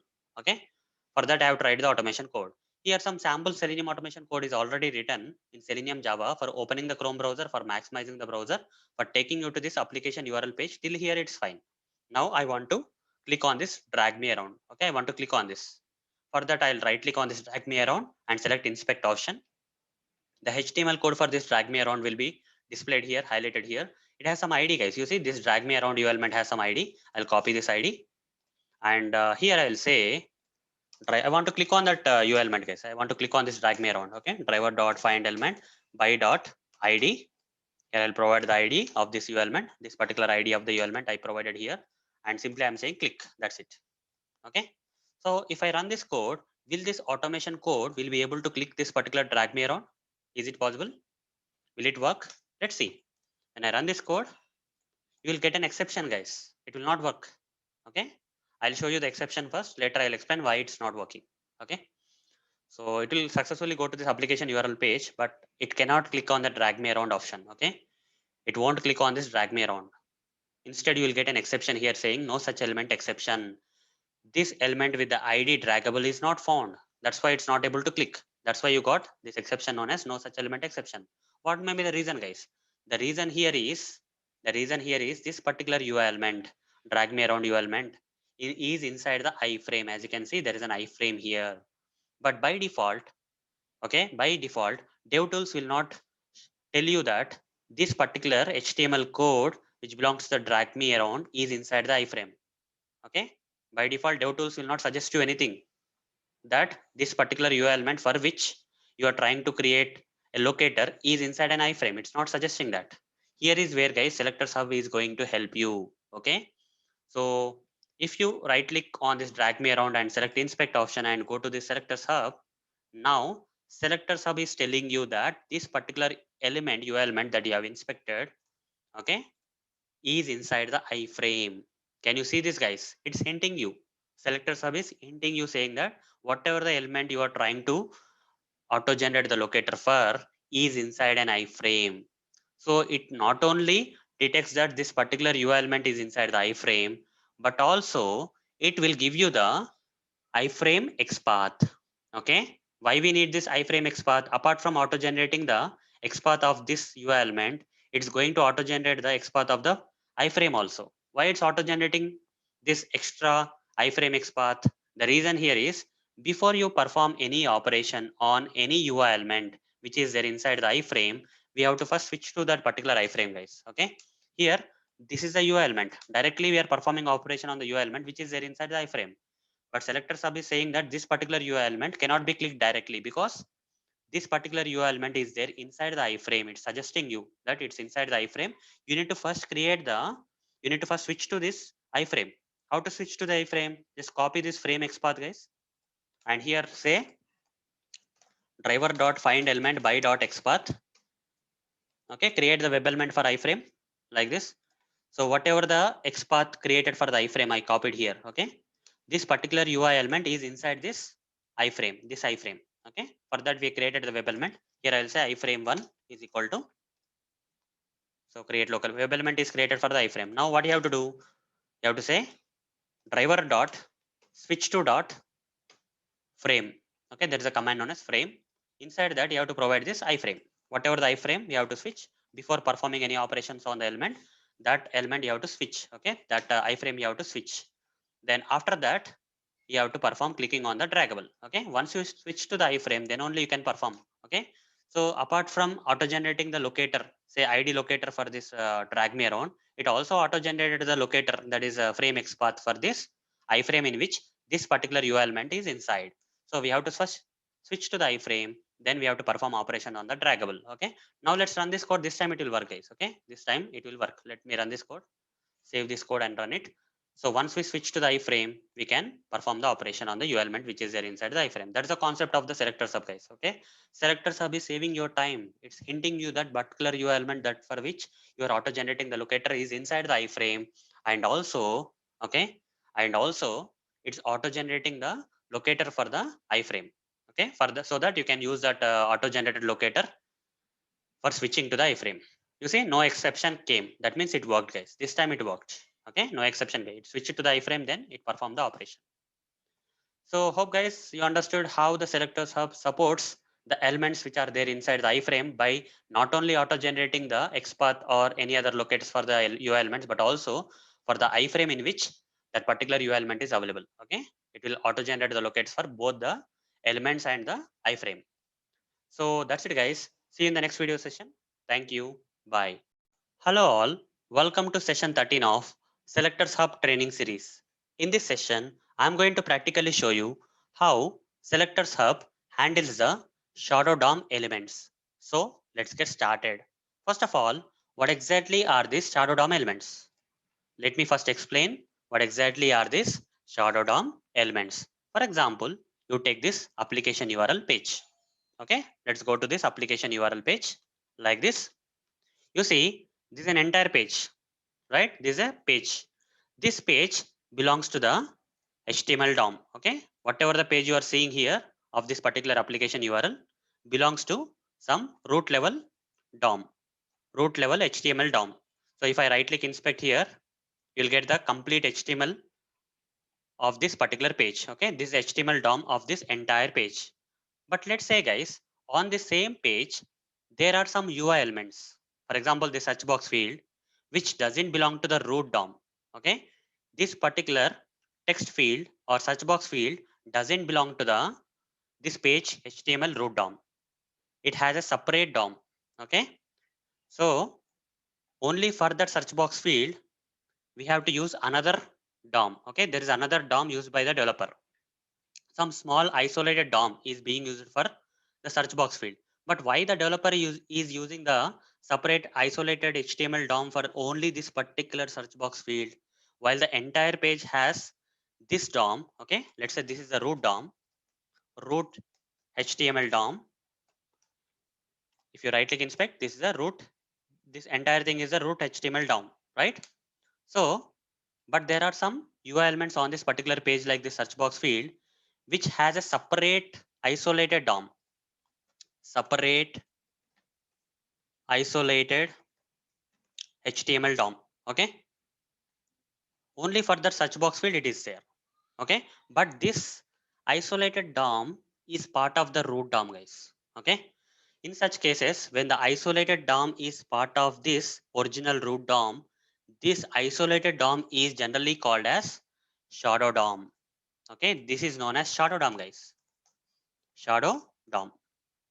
So developers may use some separate isolated DOMs for only specific elements. For example, on this particular page, this search box field has a separate DOM, guys. It's not part of the root page DOM. Okay. So why the developer is using a separate isolated DOM for that particular search box field? There may be some reasons. You want the UI of this particular search box field should be different from, okay, the CSS styling properties of this search box field need to be different from other things on this page.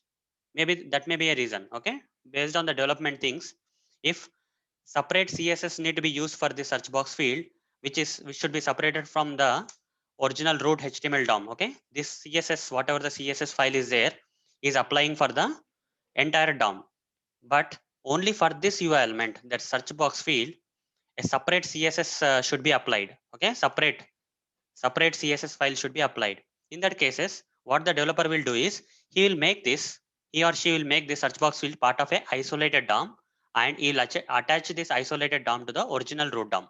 Okay, so that becomes a shadow DOM, guys. Hope you are able to understand at a high level. Let's not go too much technical, guys. I'm just trying to give you a better understanding of what exactly is a shadow DOM. Okay, shadow DOM will be part of the root DOM only, but it's generally chosen from it's generally chosen for some UI elements which should have some separate CSS stylings and all those stuff. Okay, which should be different from the styling of the original pages and all, like that, guys.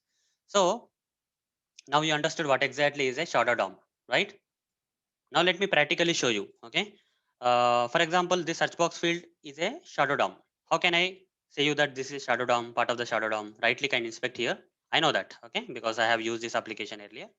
So when I right click and inspected this search box field, this HTML code is getting highlighted, which is part of the, which is under what, guys? Shadow root. That means this is isolated. Okay, from the original, this is the entire HTML DOM, guys, root HTML DOM. From that, this search box is isolated to a separate shadow DOM. You see, which is under the shadow root. This particular thing is under the shadow root. That means it's a isolated, it's part of the isolated shadow DOM, guys. Fine. Fine. So that's the technical thing, guys. Okay. So now, what about the locators? Okay. What about automation? What happens when I try to automate something, some UI element which belongs to a shadow DOM? What will happen? Let me show you that first now. Okay. For example, on this page, I want to enter some text into this UI element which belongs to an isolated shadow DOM, as I explained already, right? I want to enter the text here, like Arun Motori. I want to text into this search box field. This is what I want. Okay. So I want that. So here I want to simply type Arun Motori. That's it. Okay. I want to simply type Arun Motori into the search box field.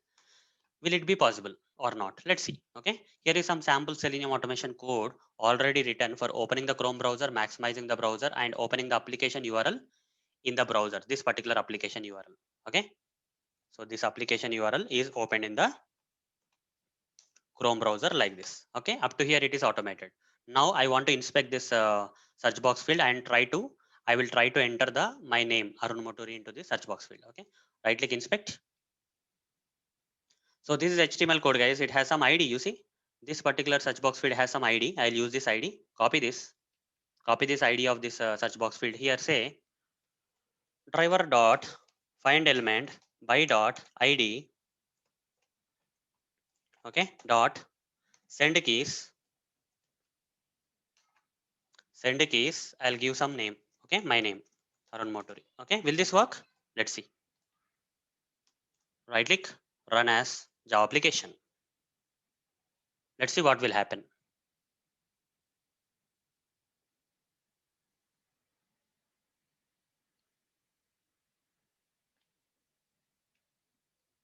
What's happening? Is it working or not? Let's see. It's saying no such element exception, right? It's saying no such element exception because this particular UI element is part of a shadow DOM. It's not part of the original root DOM. This UI element is part of a separate isolated shadow DOM. That's the problem, guys. So how to resolve this problem? So can we use XPath? Can we use XPath here? So I'll right click here and say copy. I'll try to copy the XPath and paste it here. Let's see what is XPath coming. This is XPath, guys. Okay. Can we use XPath? XPath also will not work, guys. Okay. Nothing will work. By dot XPath. I'm giving the XPath. So without using the SelectorsHub, I am trying to solve this problem. Okay. In real time also you may get this problem, right? So you have this kind of page where you have the search box field and you want to type some text, but you are not able to type. You are not able to understand why my text is not being entered into this search box field. Okay. You don't know the concept of the shadow DOM. And can you type your text, automate your text, typing your text into search box field? It will not be possible. It may be ID locator or XPath locator, any type of locator you give, guys, it will not work. As you can see, I'm using a different type of locator XPath and running it. Still, it will not work. Okay. Still, you will get the no such element exception because that UI element is part of a separate isolated shadow DOM. It's not part of the root DOM. It will not work. Okay. You see, Arun Motori text is not getting typed into the search box field, and you got this no such element exception. How to solve this problem? So first of all, guys, the basic thing is XPath is not supported. XPath is not supported, guys, for shadow DOM. You should not be using XPath in case of shadow DOM elements. So as written here, you see XPath won't support shadow DOM. At any cost, XPath expressions are not going to work with shadow DOM U elements. The U elements which are there in an isolated shadow DOM cannot be located using the XPath expressions locator. So this thing you have to remember, guys. XPath locator won't work for shadow DOM UI elements. That thing you have to remember. Okay. We have to use other locator like CSS selector. CSS selector will work, but still there is a lot of workaround you have to do for making the CSS selector to work. But all this headache we don't have to worry, guys. Okay. That's a very technical stuff. Okay. Your job is to simply locate this UI element and type the text, like say my name, into this search box field, but you are not able to do it. And now I told you, right, XPath is not supported for the shadow DOM elements, right? You have to use CSS selectors. And for CSS selectors also, you have to follow some process.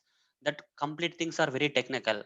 Rather than learning and wasting your time in learning all those technical stuff like a developer does and all, because we are not, we don't have to go to that extent actually. Okay, so rather we'll simply use selector sub, guys. Okay, when you right click inspect the search box field, the first thing selector sub does is it will identify that this particular UI element belongs to a shadow DOM. It's not part of the original root DOM.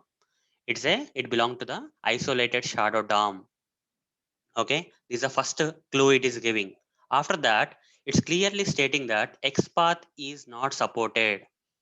Okay, since this particular search box field is inside an isolated shadow DOM, here XPath is not supported. XPath locators cannot be used, but CSS selectors can be used, guys. Okay, we can use the CSS selectors, but there is a process on how to use the CSS selectors for locating these shadow DOM elements. So you don't have to even go to that extent of how to understand how to use the CSS selectors and all. Simply selector sub is giving you all this code, guys. Okay, it's giving you all this code. Just copy this code blindly, copy this. Here this line is not working, XPath is not supported and all, right? So what I will do is I will simply paste it, whatever I copied from the selector sub.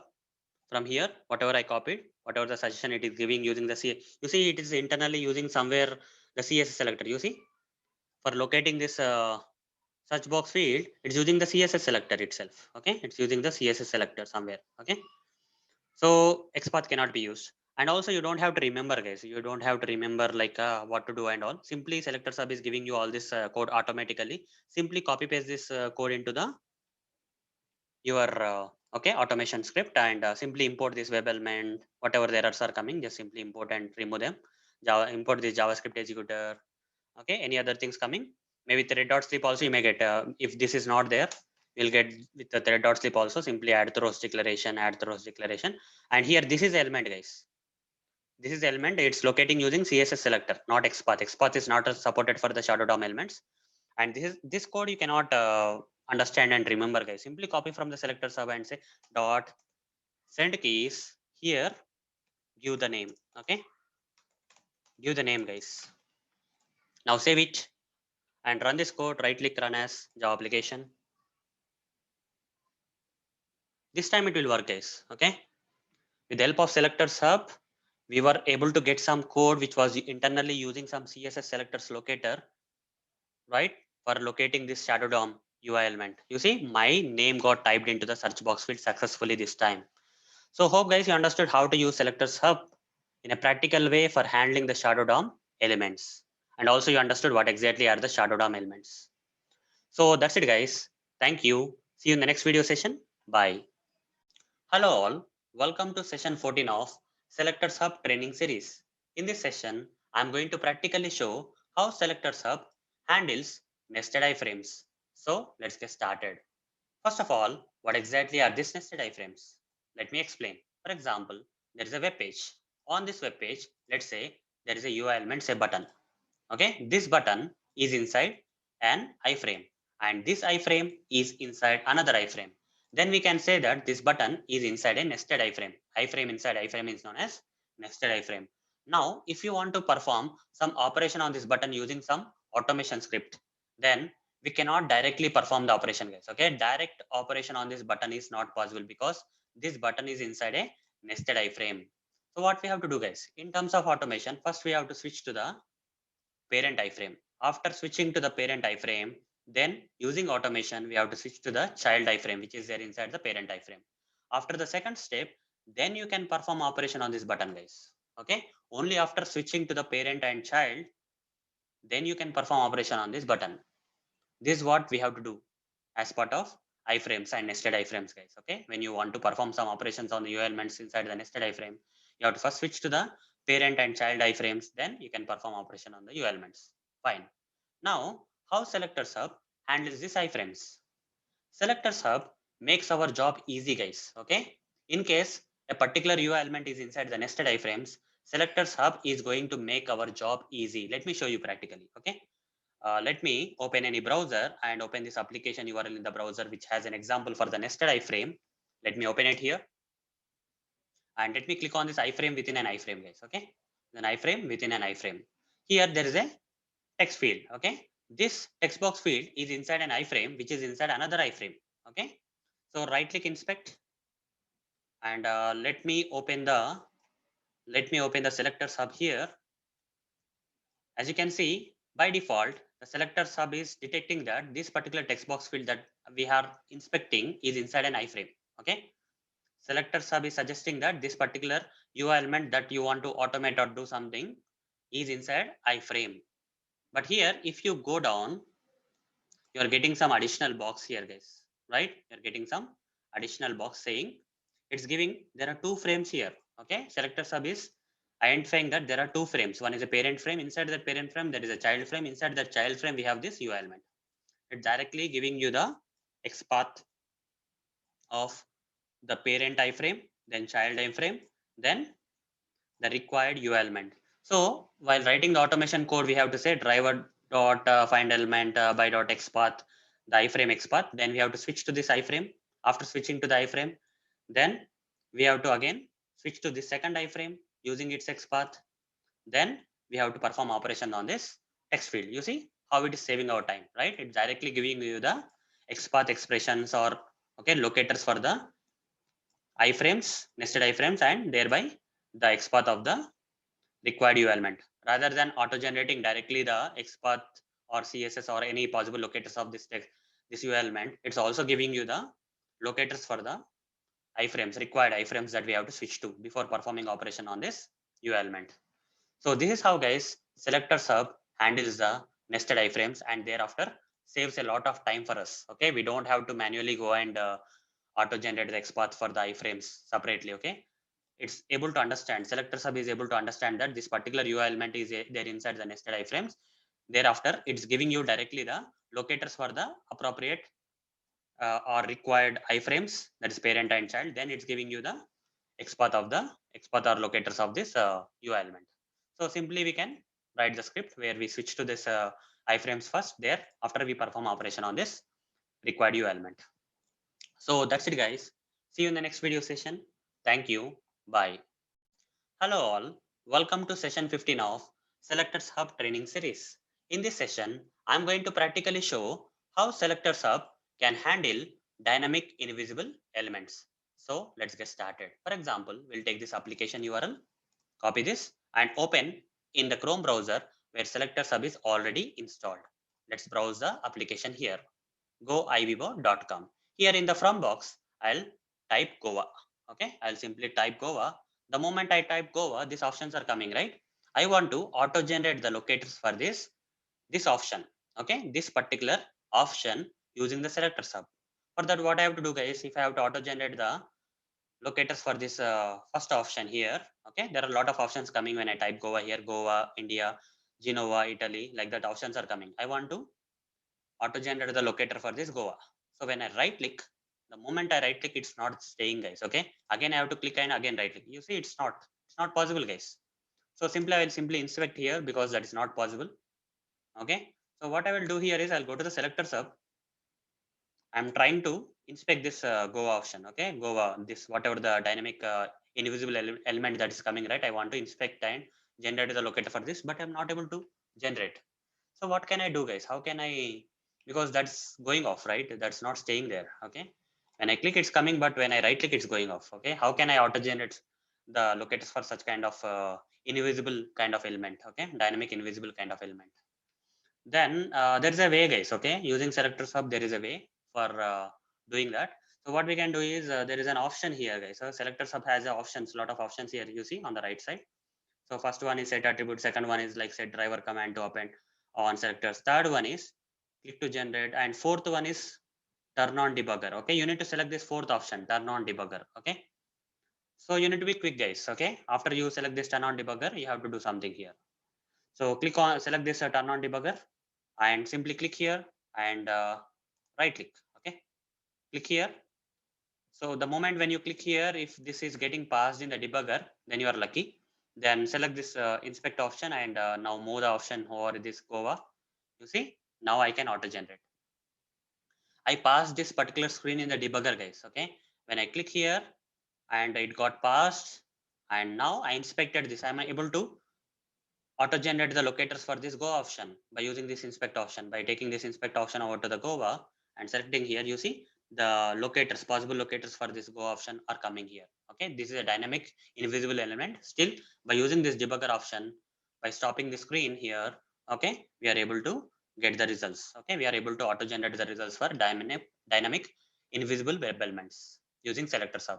So hope guys you understood how to use SelectorsHub for handling the dynamic invisible web elements. So that's it, guys. See you in the next video session. Thank you. Bye. Hello all. Welcome to session 16 of Selectors Hub training series. In this session, I am going to practically show you how Selectors Hub can handle the case sensitiveness of locators. So let's get started. First of all, I'll launch the Chrome browser where Selectors Hub is already installed. I'll browse the sample application URL page, that is omaya.blogspot.com.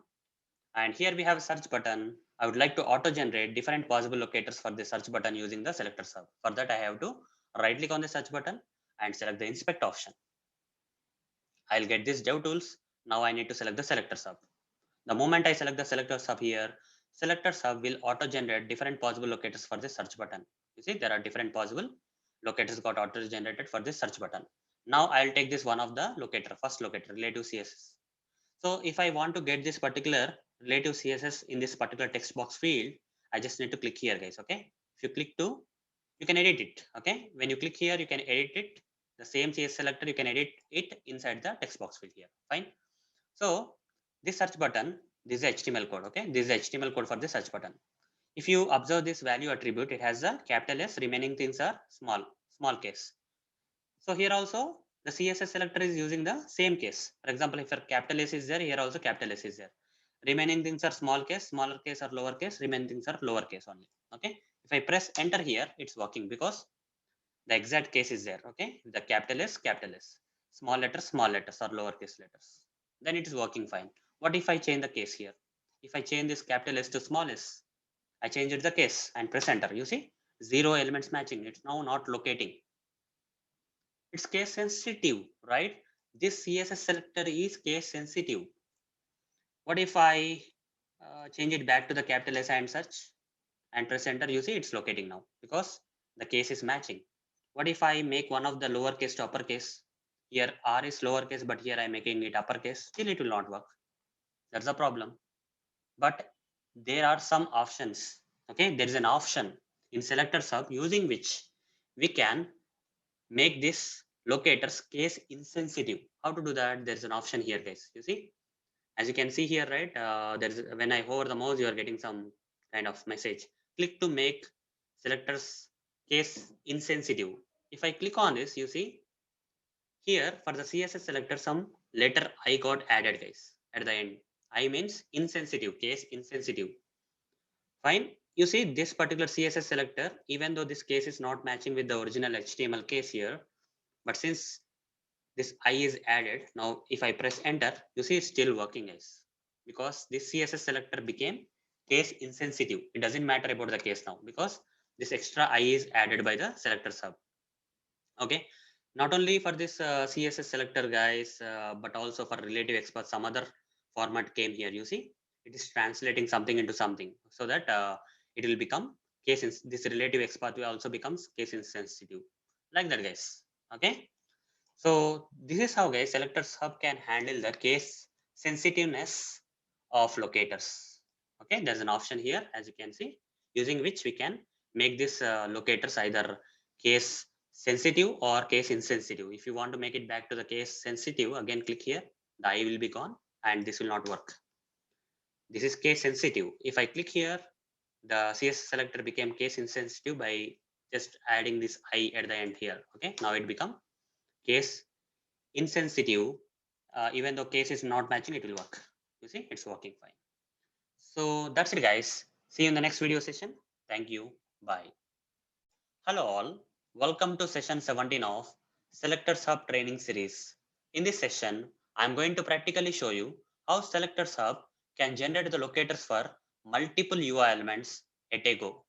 So let's get started. There's an option in Selectors Hub guys known as recording locators option, using which we can generate the locators for multiple elements at a go. Now let me practically show you. First of all, I'll launch the Chrome browser where Selectors Hub is already installed. Fine, I'll take you to some application URL page. Let me go to this page, register account page here. As you can see, there are a lot of UI elements here, right?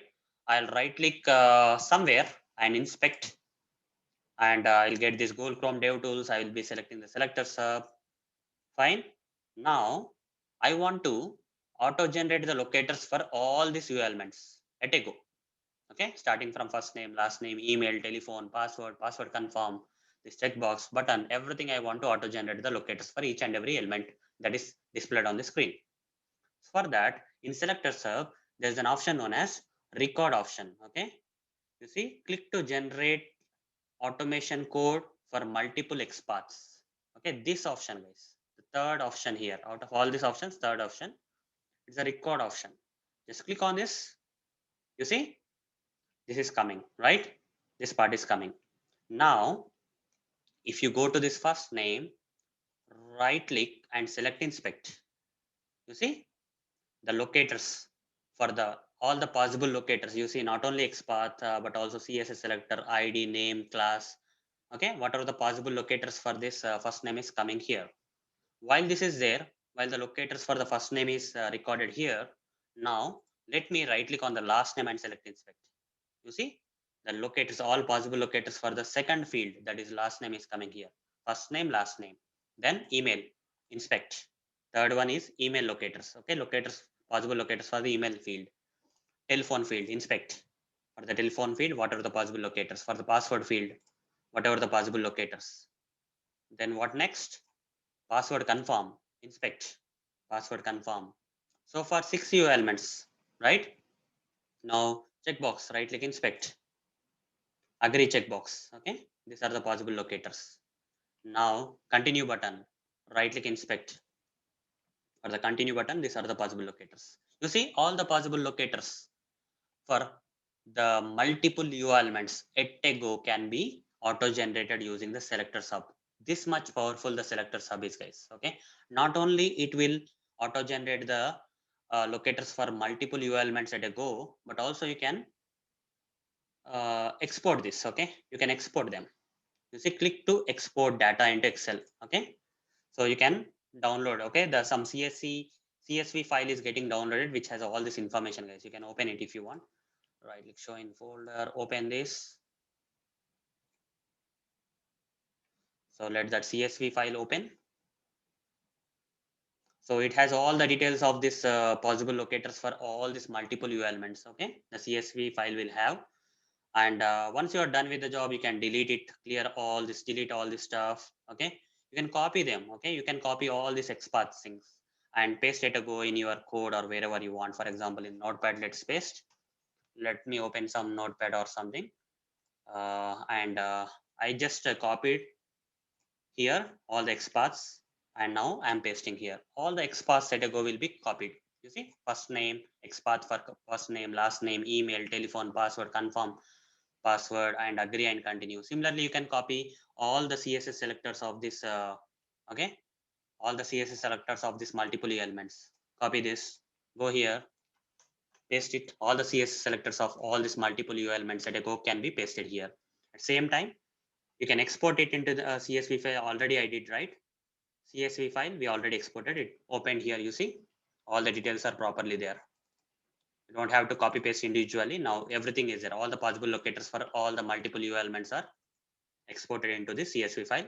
Whenever we are free and whenever we are writing the automation code, we can completely refer to this document and do the automation. Okay, do use these locators for automation.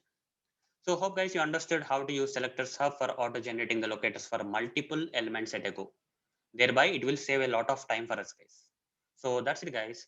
See you in the next video session. Thank you. Bye. Hello all. Welcome to session 18 of SelectorsHub training series. In this session, I'm going to practically show you how SelectorsHub integrates with the right click options for generating the locators. So let's get started. First of all, let's launch the Chrome browser where SelectorsHub is already installed like this. Now let's browse the sample application URL, say flipkart.com. After you are taken to this flipkart.com, now let's click on the SelectorsHub icon. As you can see, by default, this context menu is turned off in our case, right? When it is turned off, guys, if I right click on any UI element, I'm not getting the SelectorsHub option. The right click options, I'm not getting the SelectorsHub option because here, this context menu is turned off. I have to turn it on. After you turn it on and just select any of these options, guys. For example, I will select relative XPath for now. Out of all these 4 options, I'm selecting only relative XPath. Now, if I right click again on this same icon, same UI element, this time I'm getting SelectorsHub, but how many options are coming? Only one option, that is copy relative XPath is coming because here we selected the relative XPath. Now, if you also select this relative CSS selector, JS path and absolute XPath here, and again, if you right click here, and if you go to the SelectorsHub right click option, and if you observe here, there are 4 options coming. Like this, you can customize the right click options, guys. Okay, based on this checkbox options and this disabling and enabling of this context menu, you'll get this right click option and options. Okay, fine. Now let's see whether these options are really working or not. Whatever the right click options you are getting for SelectorsHub are really working or not, let's find out.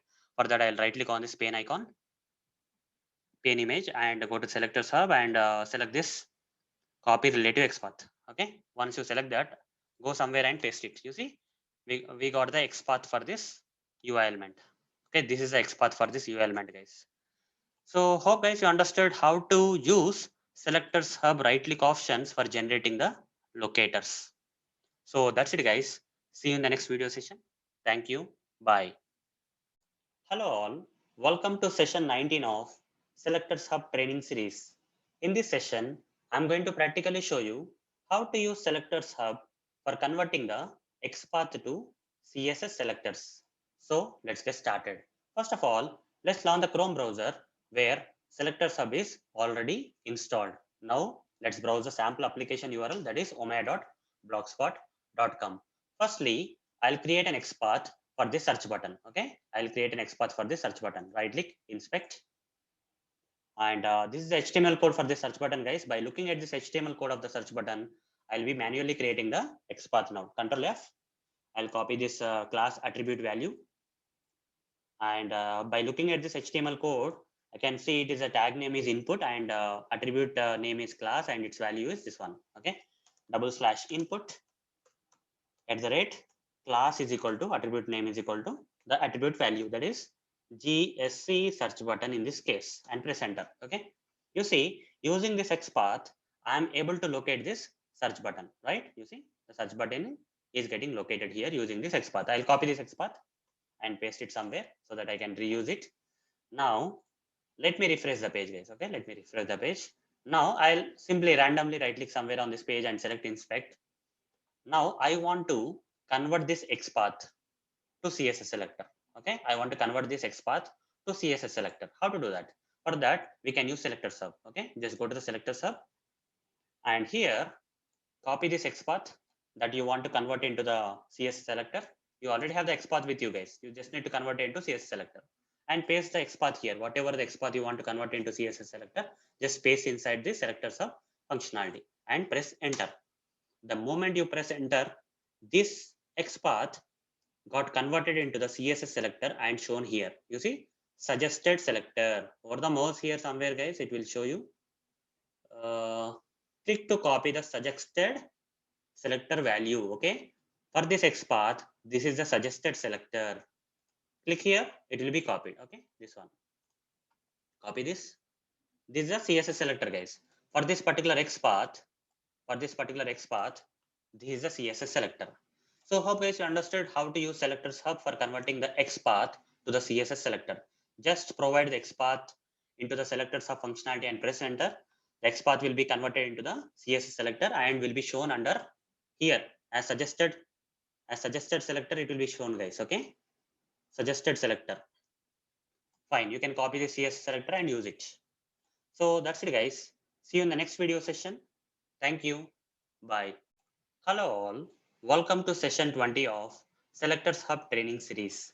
In this session, I'm going to practically show you how to install and use Selectors Hub in Firefox browser. So let's get started. First of all, let's launch the Firefox browser. Once the Firefox browser is launched, let's browse the official website of Selectors Hub, that is selectorshub.com. Once you are taken to the homepage of the selectorshub.com, you will see a lot of options here for different browsers. We need to select the Firefox option. Okay. If you want to install the Selectors Hub in Firefox browser, you have to select that Firefox option. You'll be taken to this Firefox browser add-ons page for Selectors Hub. Just click on this add to Firefox and click on this add. In very less time, you can see that Selectors Hub has been successfully installed and added to your Firefox browser, but it's not displayed directly on this Firefox browser. If you're not able to see the Selectors Hub directly on this Firefox browser toolbar, we have to do some extra steps, guys. Okay, you just need to click on these three lines in this current version of Firefox. These three lines we have to select and we have to say customize toolbar. From here, we need to drag this Selectors Hub that got installed just now onto this toolbar like this. Okay, now simply restart the browser. Don't start using the Selectors Hub directly, guys. After installing any browser, you have to simply restart the browser, guys. Okay, first you have to restart the browser to use the Selectors Hub. Okay, once restarted the browser, now let's access or browse the sample application URL. Say omayo.blogspot.com. Okay, we have accessed the sample application URL. Now I want to auto-generate the different possible locators for this search button using the Selectors Hub. Before doing that, we need to click on this icon, Selectors Hub icon. And by default, you see context menu option is turned on and this relative XPath got selected. This means when I right click something, I should get the Selectors Hub. Okay. If I turn it off, if I right click here, I'll not get the Selectors Hub. You see, that's the thing, guys. Okay. This context menu should be turned on and by default, this relative XPath is selected, guys. So only this option will come. If I right click here, if I select the Selectors Hub in the right click options, I'll get only one option, that is copy relative XPath. But what if I select one more option here, apart from relative XPath, I am selecting the relative CSS selectors. Now this time if I right click, I'll get two options, relative XPath and relative CSS selector. Fine. So the simple and straightforward way of using the Selectors Hub for auto generating the locators is this right click. It's very easy, right? For example, if I want to auto generate the XPath for the search button, okay, right click on the search button, select the Selectors Hub, simply copy the relative XPath, paste it here. You see, you got the XPath for the search button.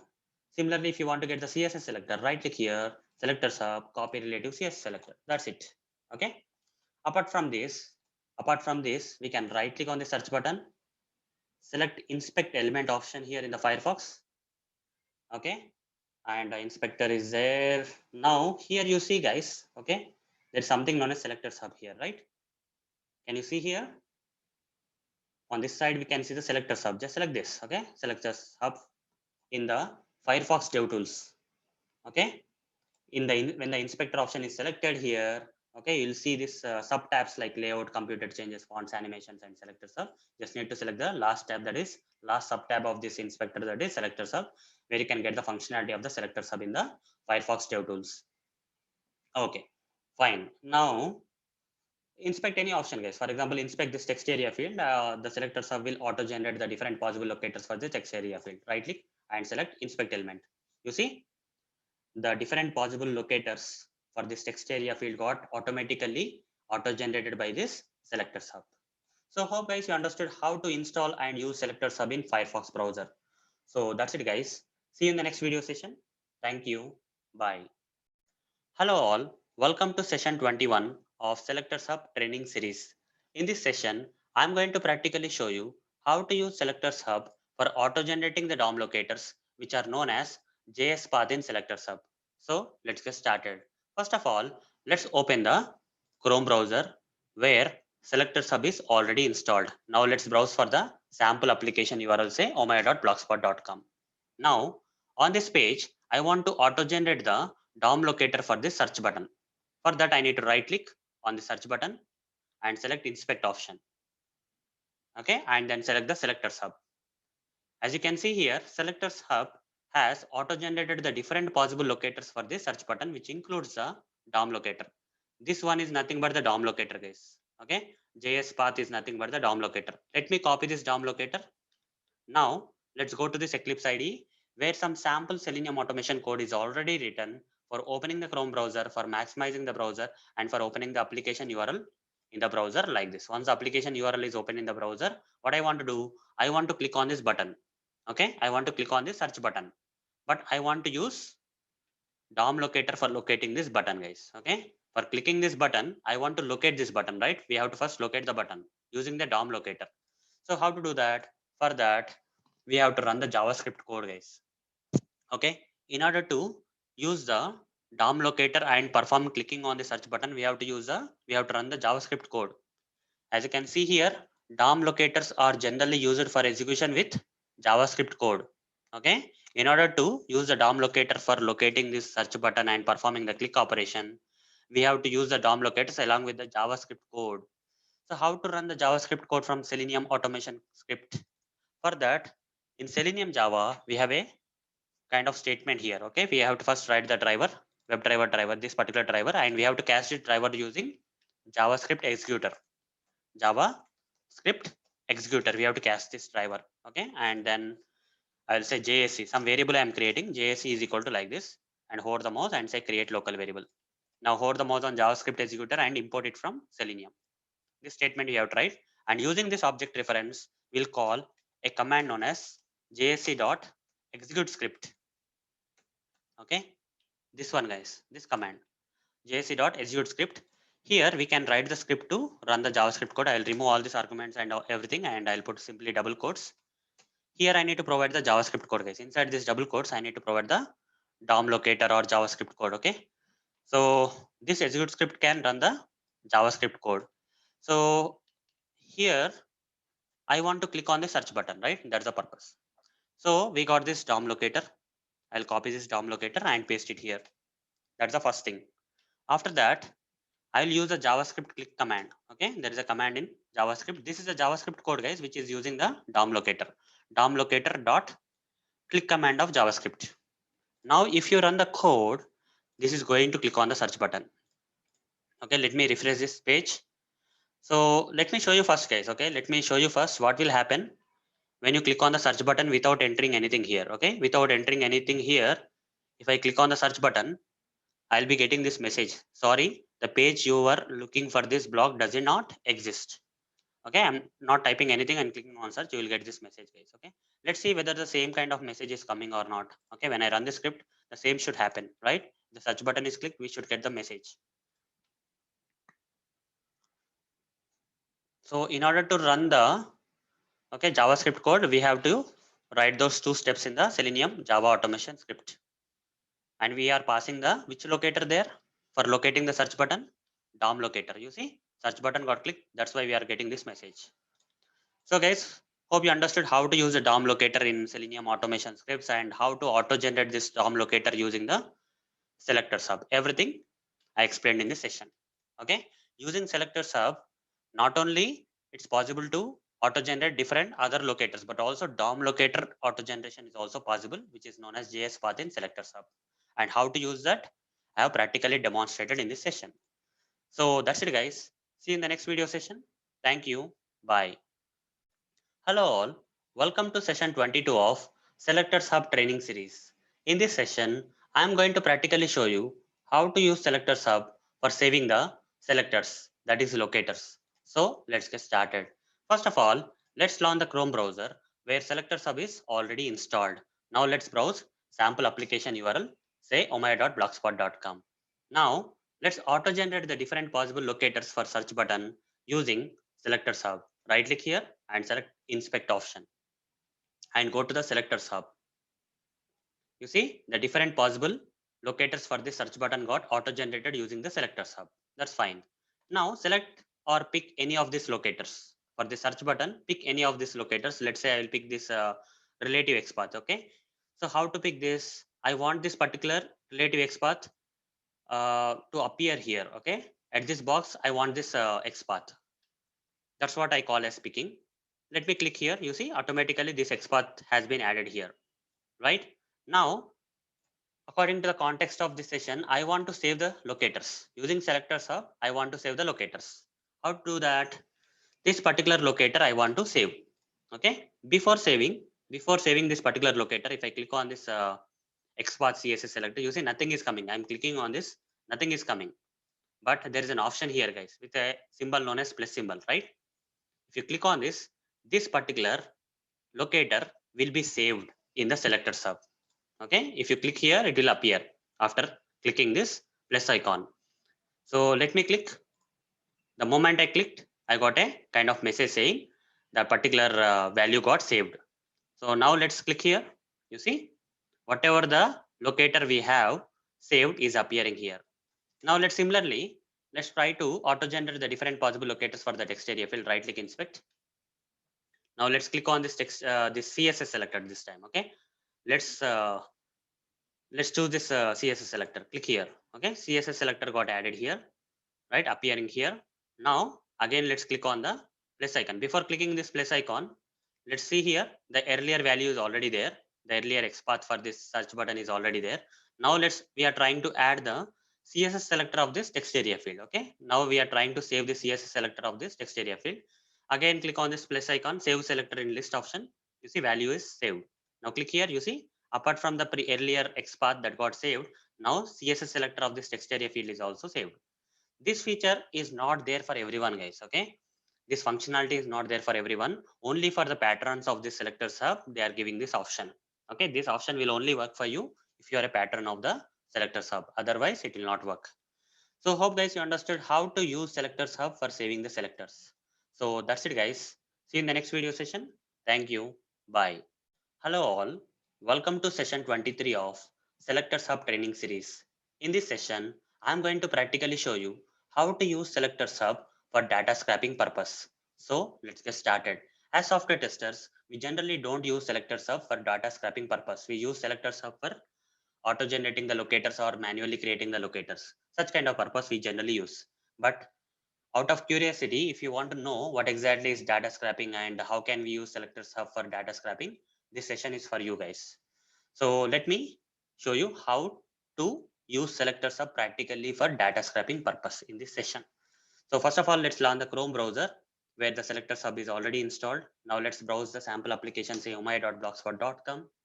After going to this particular page, right click somewhere and select the inspect option and go to the SelectorsHub functionality. Okay, let's go to the SelectorsHub functionality like this. Now what I want to do here is I want to use SelectorsHub for data scraping purpose, not for locators purpose. Okay, I can turn off the locators if I want and all. So I want to use the SelectorsHub for data scraping purpose. For example, if I type a sample XPath saying /input, what will happen, guys? It will locate all the input tag, all the UI elements on this page having the input tag will be located. So let's find out how many UI elements on this page are with the input tag. You see 34 elements are there. Now I want to perform data scraping. Okay, I want to practically show you how to perform data scraping using this XPath. Okay, /input. Let's say I want to data scrape all the ID attribute values.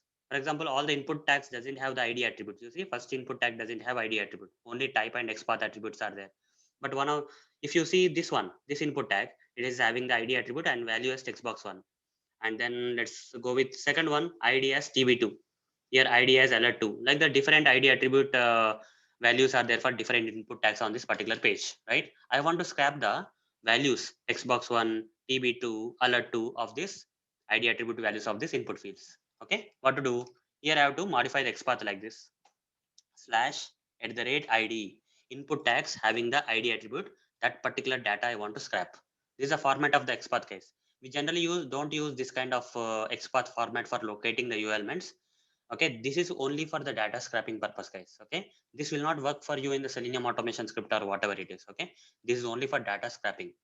When you press enter here, okay, when you press enter here, you see all the data.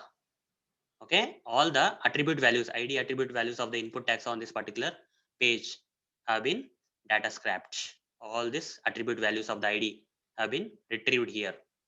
16 elements are there. Okay, text box 1, tv2, alert 2, like that. Fine. This is what is known as data scrapping, guys. This is for your knowledge, guys. If you want to clear the SelectorsHub certification, this is required. Okay, this data scrapping knowledge is required. So that's why I explained in this session. So hope guys you understood this session. So that's it, guys. See you in the next video session. Thank you. Bye.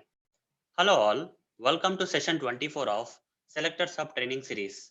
In this session, I'm going to practically show you how to generate locators with or without using ID, name, and class attributes using SelectorsHub.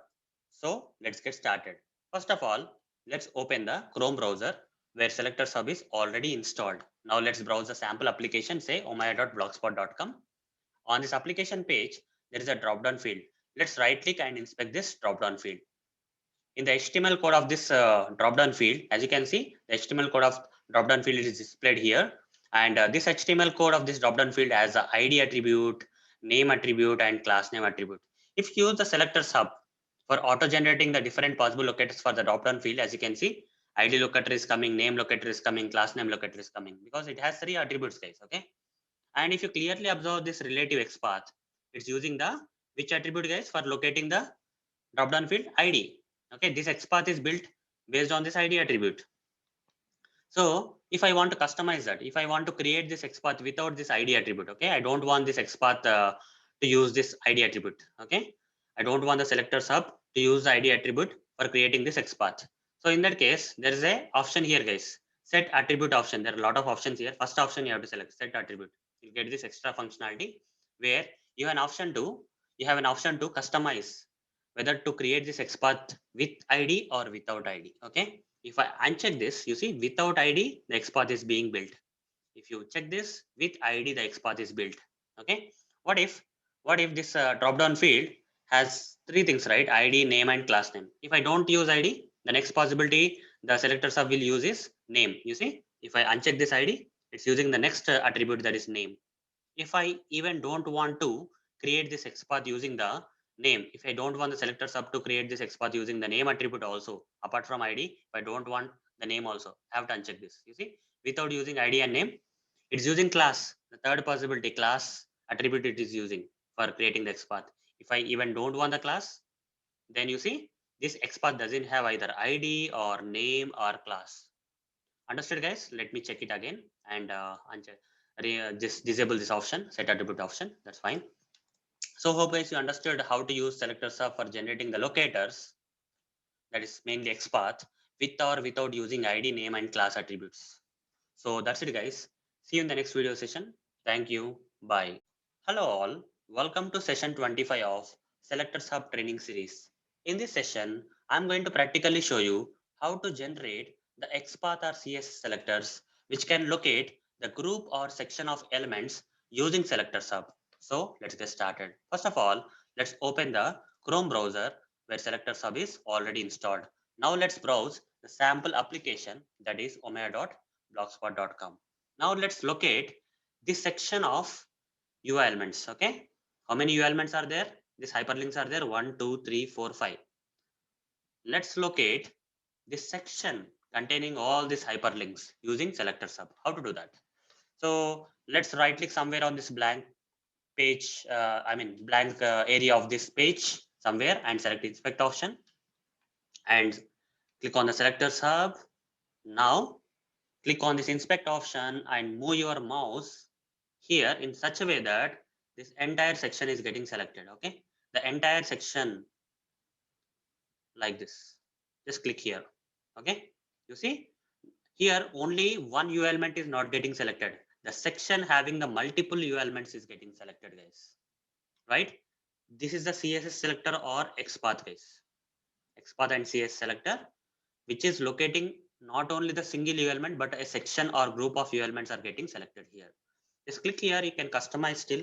Okay, if you see here UL is there, under that UL multiple LIs are there. Okay, 1 2 3 4 5.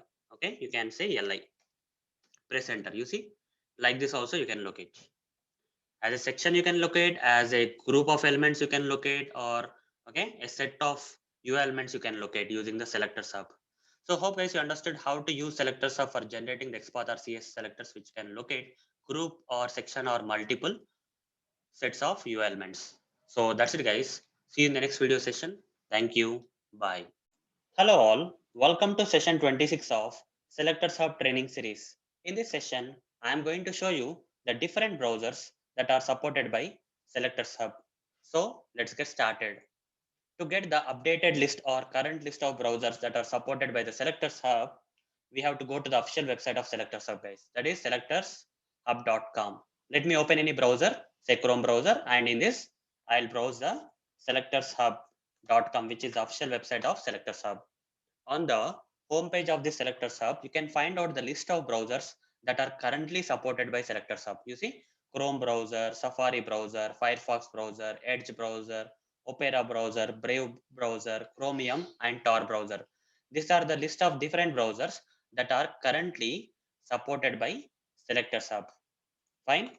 So I already explained and shown you how to install SelectorsHub in Chrome and Firefox browser. How to install and use the SelectorsHub in Chrome and Firefox is already covered as part of the previous sessions.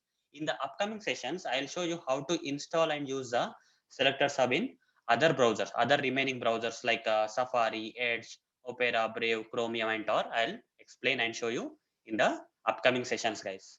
So hope guys you understood the different browsers that are currently supported by SelectorsHub as part of this session. So that's it guys. See you in the next video session. Thank you. Bye. Hello all. Welcome to session 27 of SelectorsHub training series. In this session, I'm going to practically show you how to install and use SelectorsHub in Opera browser. So let's get started. First of all, you should have this Opera browser already installed in your machine. If you don't have this Opera browser installed in your machine, then open any other existing browsers in your machine, say Google Chrome or whatever it is, and Google search for Opera browser download like this. Okay, just 3 words. Then you will get this link. Download the Opera browser for computer, phone, tablet, whatever it is. Just click on this. You'll be taken to this page, Opera page, where you have the options to download the Opera browser. Once you have downloaded this Opera browser from here, you just follow the normal steps or general steps to install this browser in your machine. After you have successfully installed the Opera browser in your machine, it will look something like this. You see, Opera browser looks like this oval, red color oval. Okay, just click on this Opera browser, it will launch in your machine. Okay, now go to the official website of SelectorsHub. That is selectorshub.com. Okay, this is the official website of SelectorsHub. On the home page of the selectorshub.com, you will see a lot of browser options where you have to select the Opera option here. Okay, just click on this. You'll be taken to the add-ons page for Opera for SelectorsHub. Now click on this Add to Opera option. It is getting installed in your Opera browser now. You see, SelectorsHub has been successfully added to the Opera browser now. So instead of using it directly, simply restart this browser once. Okay, don't directly use the SelectorsHub after installing. Simply restart the browser and start using the Opera. Okay, start using the SelectorsHub in the Opera browser. Fine. Okay, I'll go to some sample application, say omaya.blogspot.com. But guys, we have successfully installed the SelectorsHub in this Opera browser, but it's not being shown here, right? So you just need to click on this cube option. As you can see, extension option. Click on this, and here is the SelectorsHub. Just pin it, guys. Okay, you need to pin it manually. You see, SelectorsHub came here. Fine. Now, once the SelectorsHub is available here, now right click on any UI element. Let's say I would like to auto-generate the locators for the search button. Okay, I would like to auto-generate different possible locators for the search button. Right click, select inspect element. Okay, this dev tools are coming here.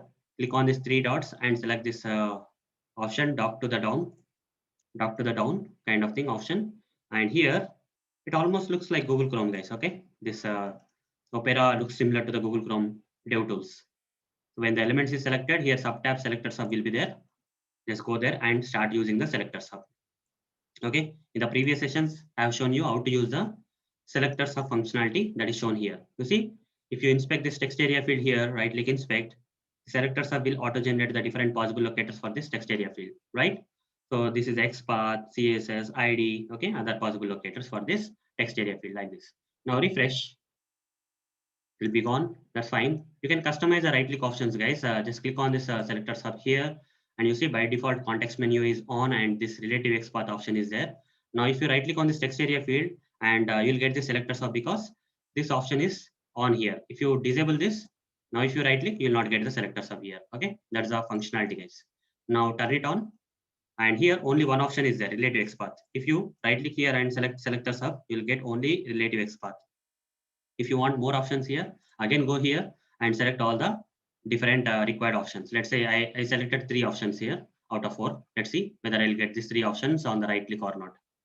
So right click, go to SelectorsHub, you see all the 3 options came here. You can directly copy the relative XPath from here for that text area field.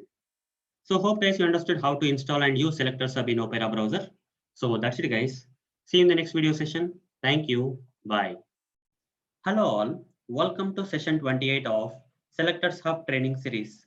In this session, I'm going to practically show you how to install and use SelectorsHub in Edge browser. So let's get started. Edge browser comes by default in the Windows 10 OS. You don't have to install it separately. Simply search for Edge. You'll get this Microsoft Edge. Open it. The Edge browser will be launched like this in the Microsoft Windows. Now browse the official website of SelectorsHub, SelectorsHub.com. On the home page of the SelectorsHub, you will see this Edge option. Just click on this. You'll be taken to the Microsoft add-ons page for this SelectorsHub. Now click on this Get and click on this Add extension. In a while, the SelectorsHub will be added and installed into this Edge browser. You see, SelectorsHub has been added to the Microsoft Edge. Instead of directly using this SelectorsHub here, simply restart this Edge browser first. Okay, before starting using the SelectorsHub, restart the Edge browser. The same way, guys. Now browse any sample application in this browser, say omaya.blogspot.com. And after you launch on this page, right click on any UI element for which you want to auto generate different possible locators using the SelectorsHub. Okay, let's say I would like to right click on the search button for auto generating different possible locators for the search button using SelectorsHub. Right click here and select the inspect option. You see the dev tools of the Edge browser came here. It looks similar to the Google Chrome, right? Elements tab is selected and there is a sub tab known as SelectorsHub. You just click here and select the SelectorsHub. You'll get the functionality of the SelectorsHub. Now, whatever the element you will right click and inspect, for that, the SelectorsHub will auto generate the different possible locators, guys. Okay, select inspect. Now, SelectorsHub has auto generated the different possible locators for this text area field. Similarly, guys, simply refresh here. Similarly, we will get the right click options.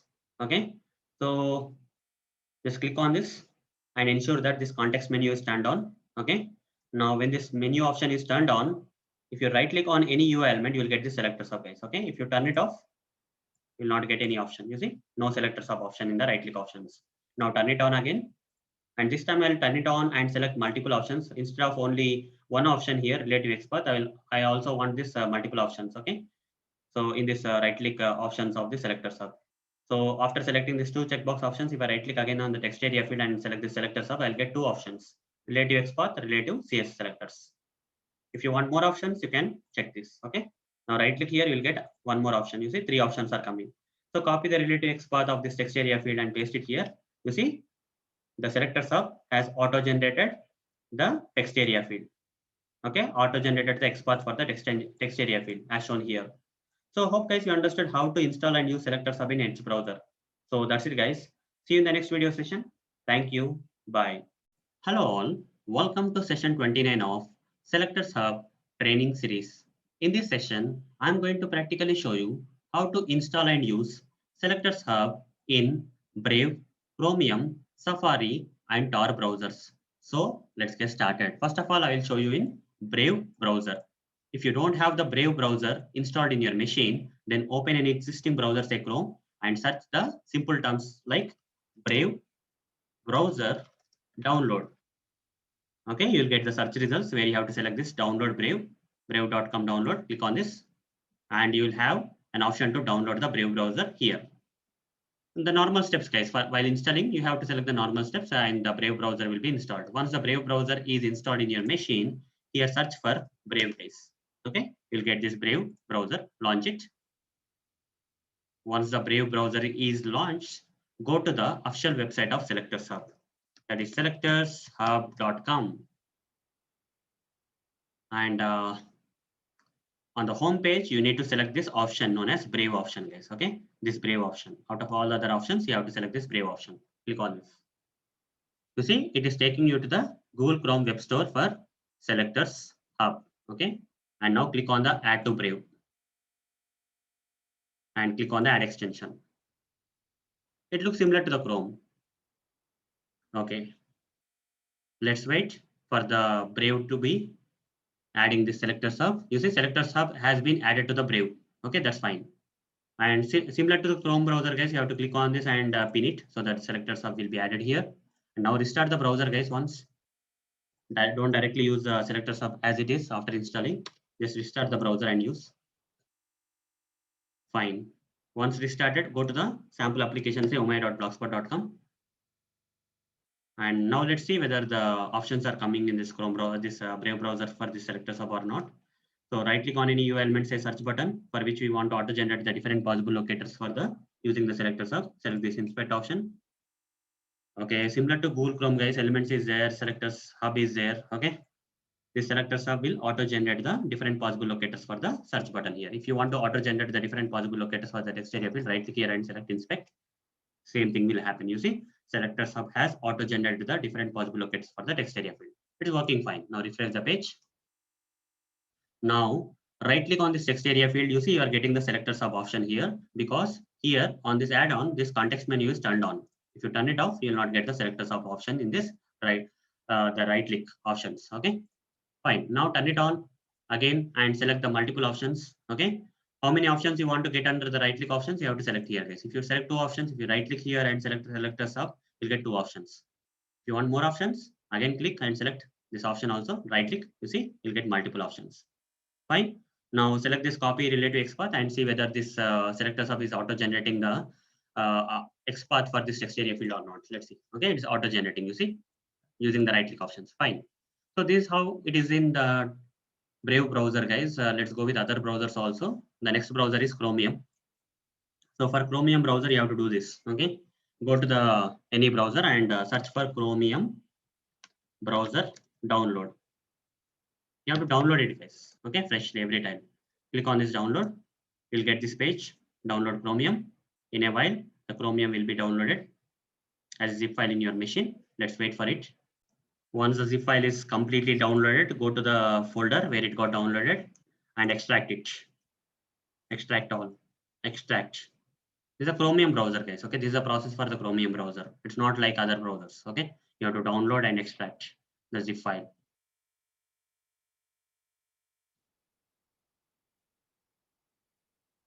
Let's wait for it to get extracted. Okay, once it got extracted, you will get this folder. Open this folder. Somewhere here you will have the application. You see application. Okay, double click here. The Chromium browser will launch now. So it will give this kind of message. So say more info and click on the run anyway option. Not a problem.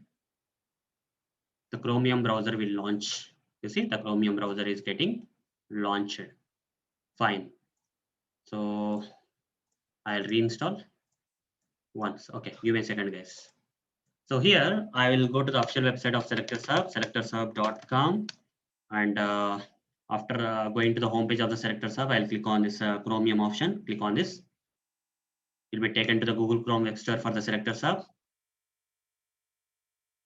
Then click on this Add to Chrome, Add extension.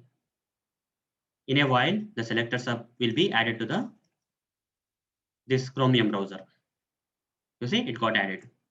So again, click on Manage Extension and pin it. If you want to use it, restart and use, guys. Okay, restart this Chromium browser and use. Again, open here.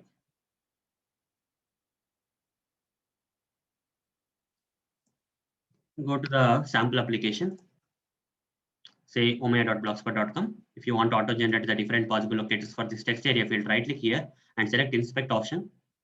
And here elements and select this this option and select the SelectorsHub. Okay, you'll get the SelectorsHub. You see SelectorsHub as auto-generated the different possible locators for this text area field now. If you want to auto-generate for this search button, right click inspect, you will SelectorsHub will auto-generate the different possible locators for the search button now. Okay, like this it is working. Similarly, the right click options guide you will get. Click on the SelectorsHub. Click on the SelectorsHub. So just click it. Okay, you will get this option. You see this this option is turned on. That means if you right click here, you will get the SelectorsHub. Okay, if you turn it off, when you right click, you'll not get. Okay, that's the option, guys. Okay, so turn it on and select whatever the options you want to get in the right click options. For example, I want relative XPath, relative CSS, and JS path. This 3 out of 4 options I want to get in the right click options. Right click here on the text area field. Go to SelectorsHub. You see 3 out of 4 options are coming here. Okay, now select this copy relative XPath. The XPath which got auto-generated using the SelectorsHub in this Chromium browser got pasted here. Okay, so it's working fine. So that's it about this Chromium browser, guys. Now let's go to the other browser, that is Safari browser. I cannot explain the Safari browser, guys. We need the Mac machine for Safari browser, and that too Safari is not free in the SelectorsHub is not free in the Safari browser, guys. Okay, it's paid one. In all the other browsers, SelectorsHub is free, but coming to the Safari browser, SelectorsHub is not free. You need to subscribe. You need to give your credit card details and all those stuff. Okay, though the installation process is very simple, but the same way you have to go to the SelectorsHub official website and click on the Safari browser option and okay, install it in the Safari browser and all those stuff. But thing is that you need to go through some extra steps because you need to purchase it. It's not free. Okay, but there is one good news in Safari browser also. That is in Safari browsers, you can use SelectorsHub free for 1 month. Okay, for 1 month it is free, guys. Okay, you can use a trial, but you have to give your credit card details and other details as part of the payments. Okay, and stop the subscription whenever you want. So that is Safari, guys. Okay, I mean, I'll not be able to show you the Safari browser because it involves a lot of steps and it requires a Mac machine and other stuff. Okay, so Brave, Chromium, Safari are done. I'll go with the other browser, that is Tor browser. Okay, if you don't have this Tor browser in your machine, again go to the any existing browser and search for Tor browser. Simple steps, guys. Okay, download. You'll get this Tor project arch.download. Okay, click on that. Now you just need to click on this download for Windows and it will get downloaded in the Windows machine. Once it is downloaded and installed in your Windows machine using the general steps, then here search for Tor. Start Tor browser. It will take a while, guys. Let's wait for the Tor browser to launch. Observe that the Tor browser has been launched, guys. Okay, this is how it will launch. Now, similarly, guys, you need to go to the official website of SelectorsHub. Any browser, you have to go to the SelectorsHub official website, guys, to make the installation of SelectorsHub a bit easier thing. Okay, and from the SelectorsHub homepage, you will get all the options to download and install the SelectorsHub in all the different browsers. Okay, now this is a Tor browser, so I'll be selecting the Tor. Okay, you'll be taken to the Mozilla add-ons page for SelectorsHub. Just click on Add to Firefox.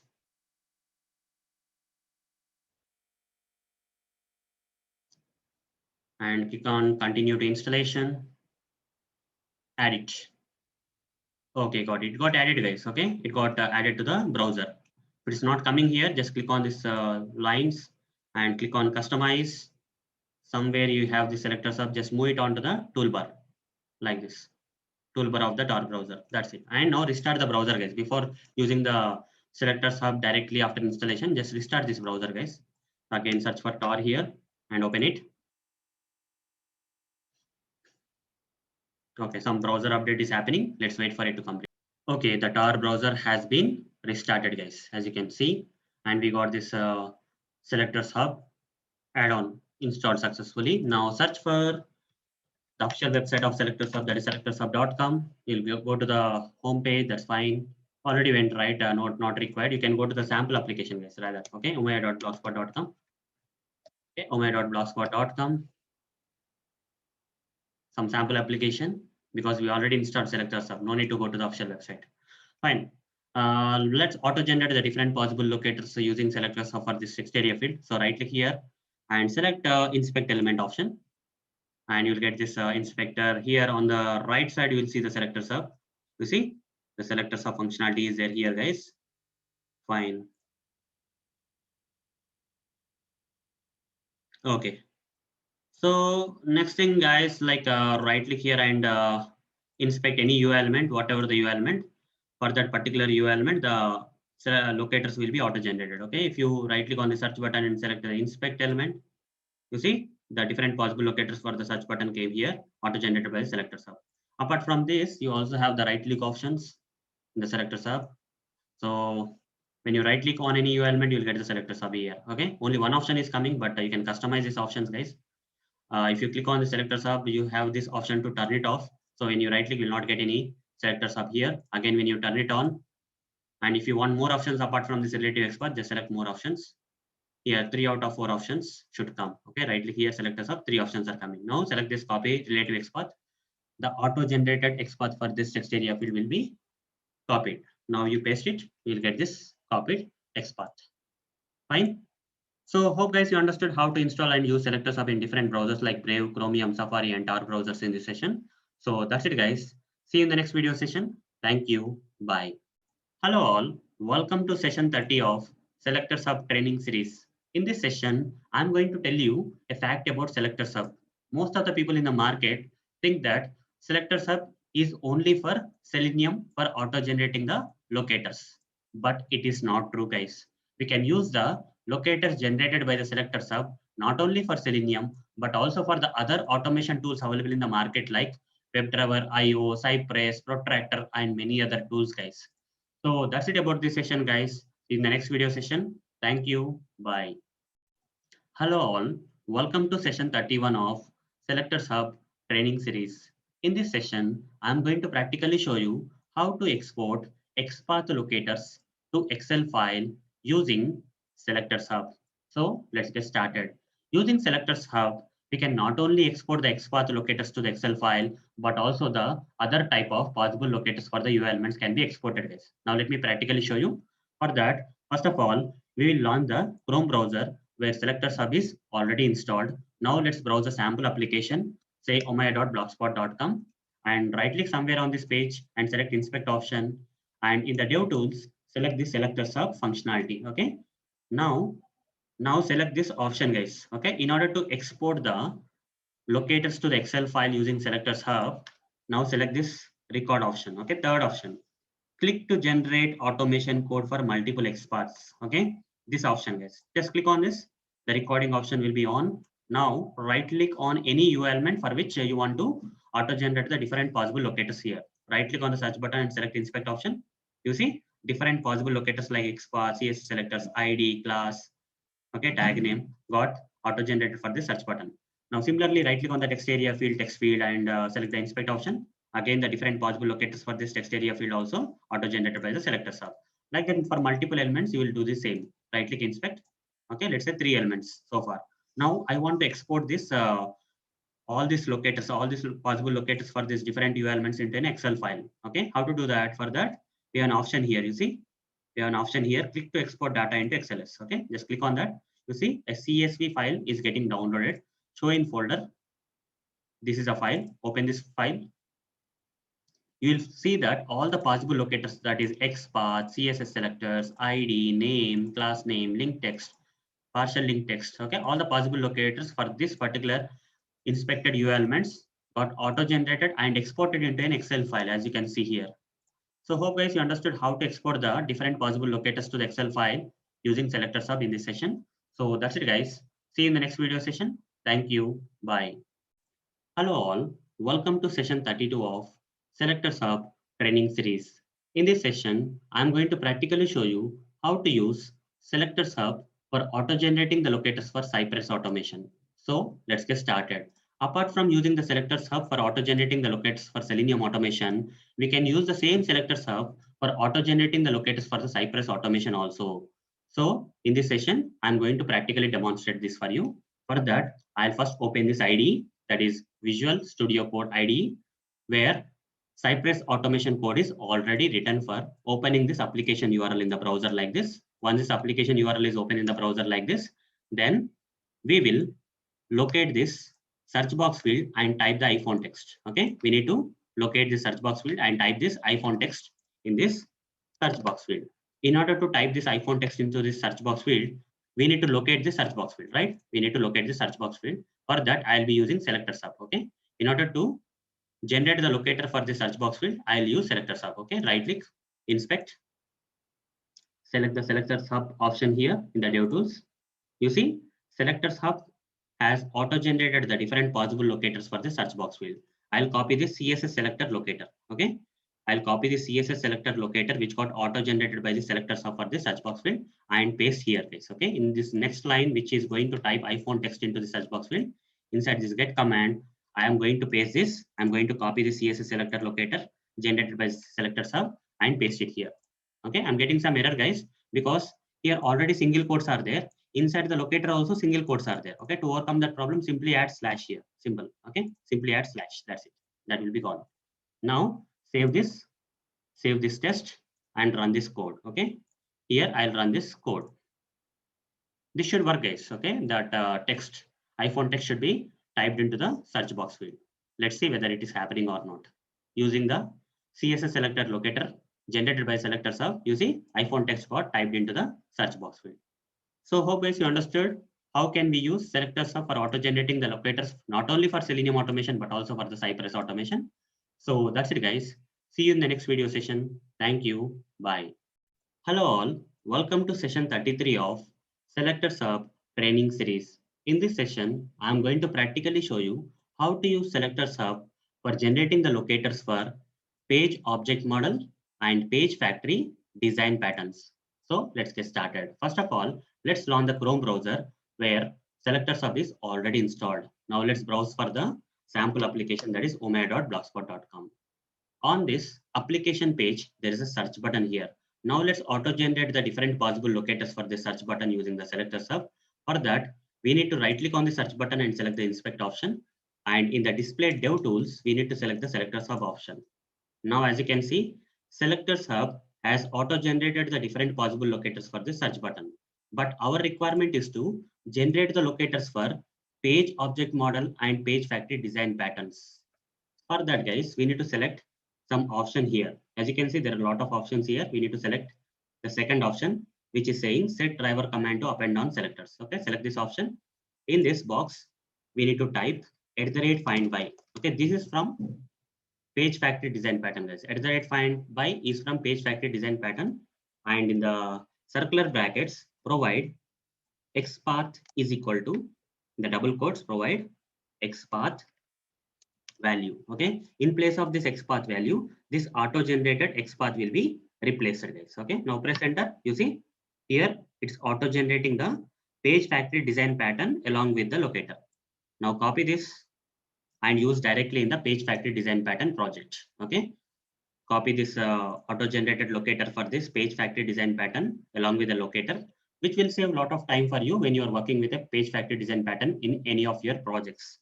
So hope guys you understood how to use SelectorsHub for generating the locators for page object model and page factory design patterns. So that's it, guys. See you in the next video session. Thank you. Bye. Hello all. Welcome to session 34 of SelectorsHub training series. In this session, I'm going to practically show you how SelectorsHub saves config in local machine.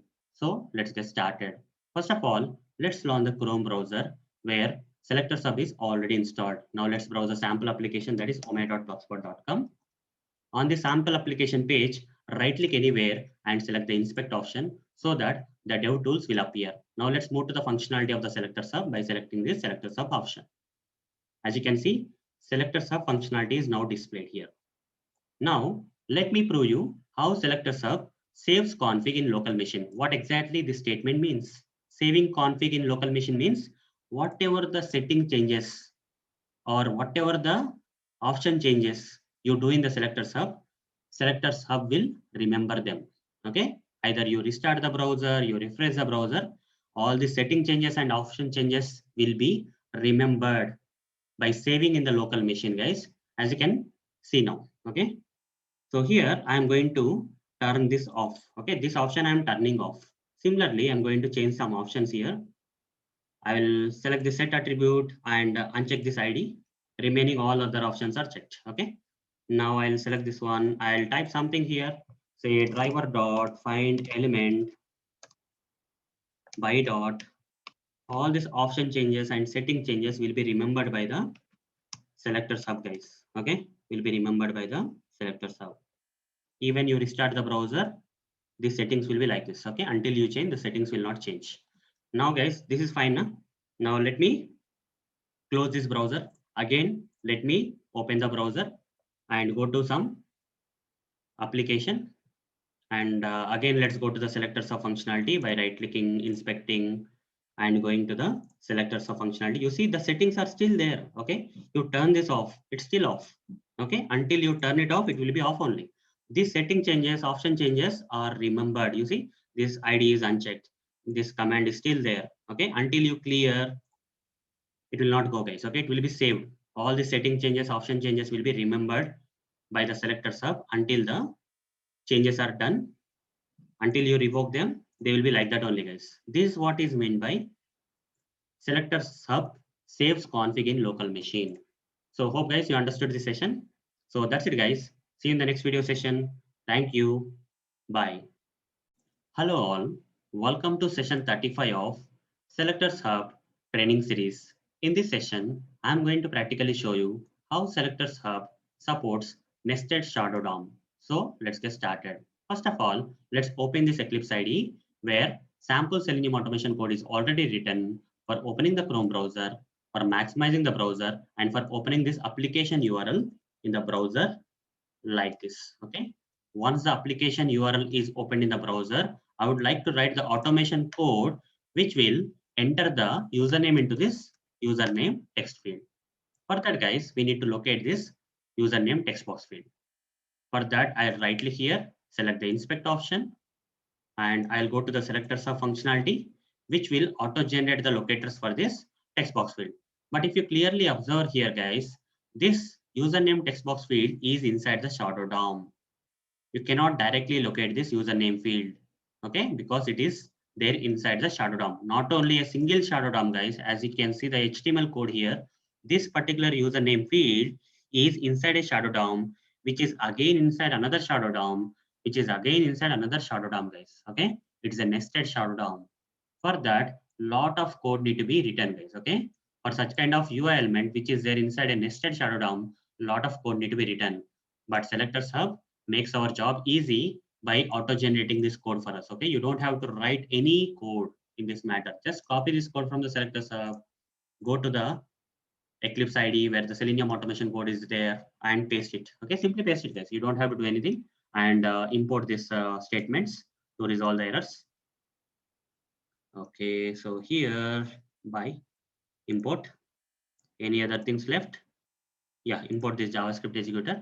Everything is done, guys. So now this is the field, guys. This is the username field. All this code you don't have to write because SelectorsHub is saving a lot of time for you, right? By auto generating all this code, because this particular username text field is inside the nested shadow DOM for which we have to write all this code. You don't have to remember all these things. Simply copy paste the code from SelectorsHub and simply say dot send keys here, and whatever the username you want to type, just provide that. Okay.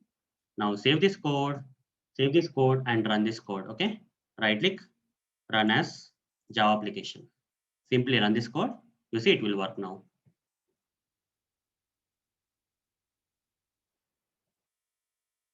So let's see whether the username is being entered into the username text field or not. Let's see.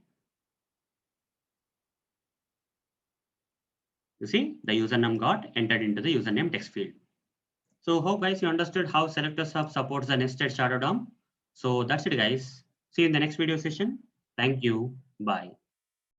Hello all. Welcome to session 36 of SelectorsHub training series. In this session, I'm going to practically show you how to customize SelectorsHub so that you can use it only for manual creation of locators. So let's get started. First of all, let's launch the Chrome browser where SelectorsHub is already installed. Now let's browse the sample application, say omai.blogspot.com. Right click on any UI element on this page and select the inspect option. We'll get the dev tools here. Now let's go to the SelectorsHub functionality like this. As you can see now, SelectorsHub by default is auto-generating the different possible locators for the inspected UI element. But some people don't want to use SelectorsHub for auto-generating the locators. They don't want to see this auto-generated locators. They only want to use the SelectorsHub for manual creation of the locators. For such kind of people, SelectorsHub is providing an option for customizing it by turning off this option, guys. Okay, you need to turn off the auto-generated selectors. Just turn it off. You see, no more auto-generation of the locators. You can only use the SelectorsHub for manual creation of the locators now. Okay, right-click on any UI element, say search button, select inspect. This is the HTML code. By looking at this HTML code, you can use the SelectorsHub for manual creation of the locators for this search button. Let's say it has input field and it has some class attribute and value. Let's use them. /input class is equal to GSC-search-button. Like this, you can manually create the locators in the SelectorsHub by turning off this auto generation of the locators. Okay, so hope guys you understood how to customize the SelectorsHub so that you can use it only for the manual creation of the locators. So that's it, guys. See you in the next video session. Thank you. Bye. Hello all. Welcome to session 37 of SelectorsHub training series. In this session, I'm going to practically show you how SelectorsHub provides auto suggestions for the elements which are currently selected in the HTML DOM. So let's get started. First of all, let's open the Chrome browser where SelectorsHub is already installed. Now let's browse the sample application, say omai.blogspot.com. Right click on any UI element, say text area field, right click here and select the inspect option. In the dev tools, go to the SelectorsHub functionality. Now, as you can see here, for this text area field, this is the HTML code, okay, which is currently selected in the DOM. Out of all the HTML codes, this particular line is selected in the DOM for this text area field because I right clicked and inspected. So this is the highlighted and selected HTML code for this text area field. Now, if I start typing some XPath here, okay, if I want to manually create some XPath for this text area field, if I start typing some XPath here, it will provide auto suggestions for this currently selected or highlighted HTML code in the HTML DOM. Okay, only for this HTML line of code, it will give the auto suggestions. If I say /, what is coming, guys? Text area is coming, div is not coming, h2 is not coming, or any other tags are not coming. The currently selected or highlighted HTML code in the DOM is getting auto-suggested here. You see, text area is only coming because this is selected in the HTML DOM. Now select this.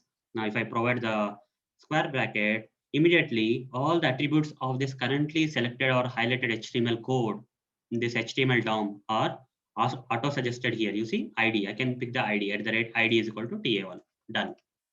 So hope guys you understood how SelectorsHub provides auto suggestions for the element selected in the HTML DOM. So that's it, guys. Thank you. Bye.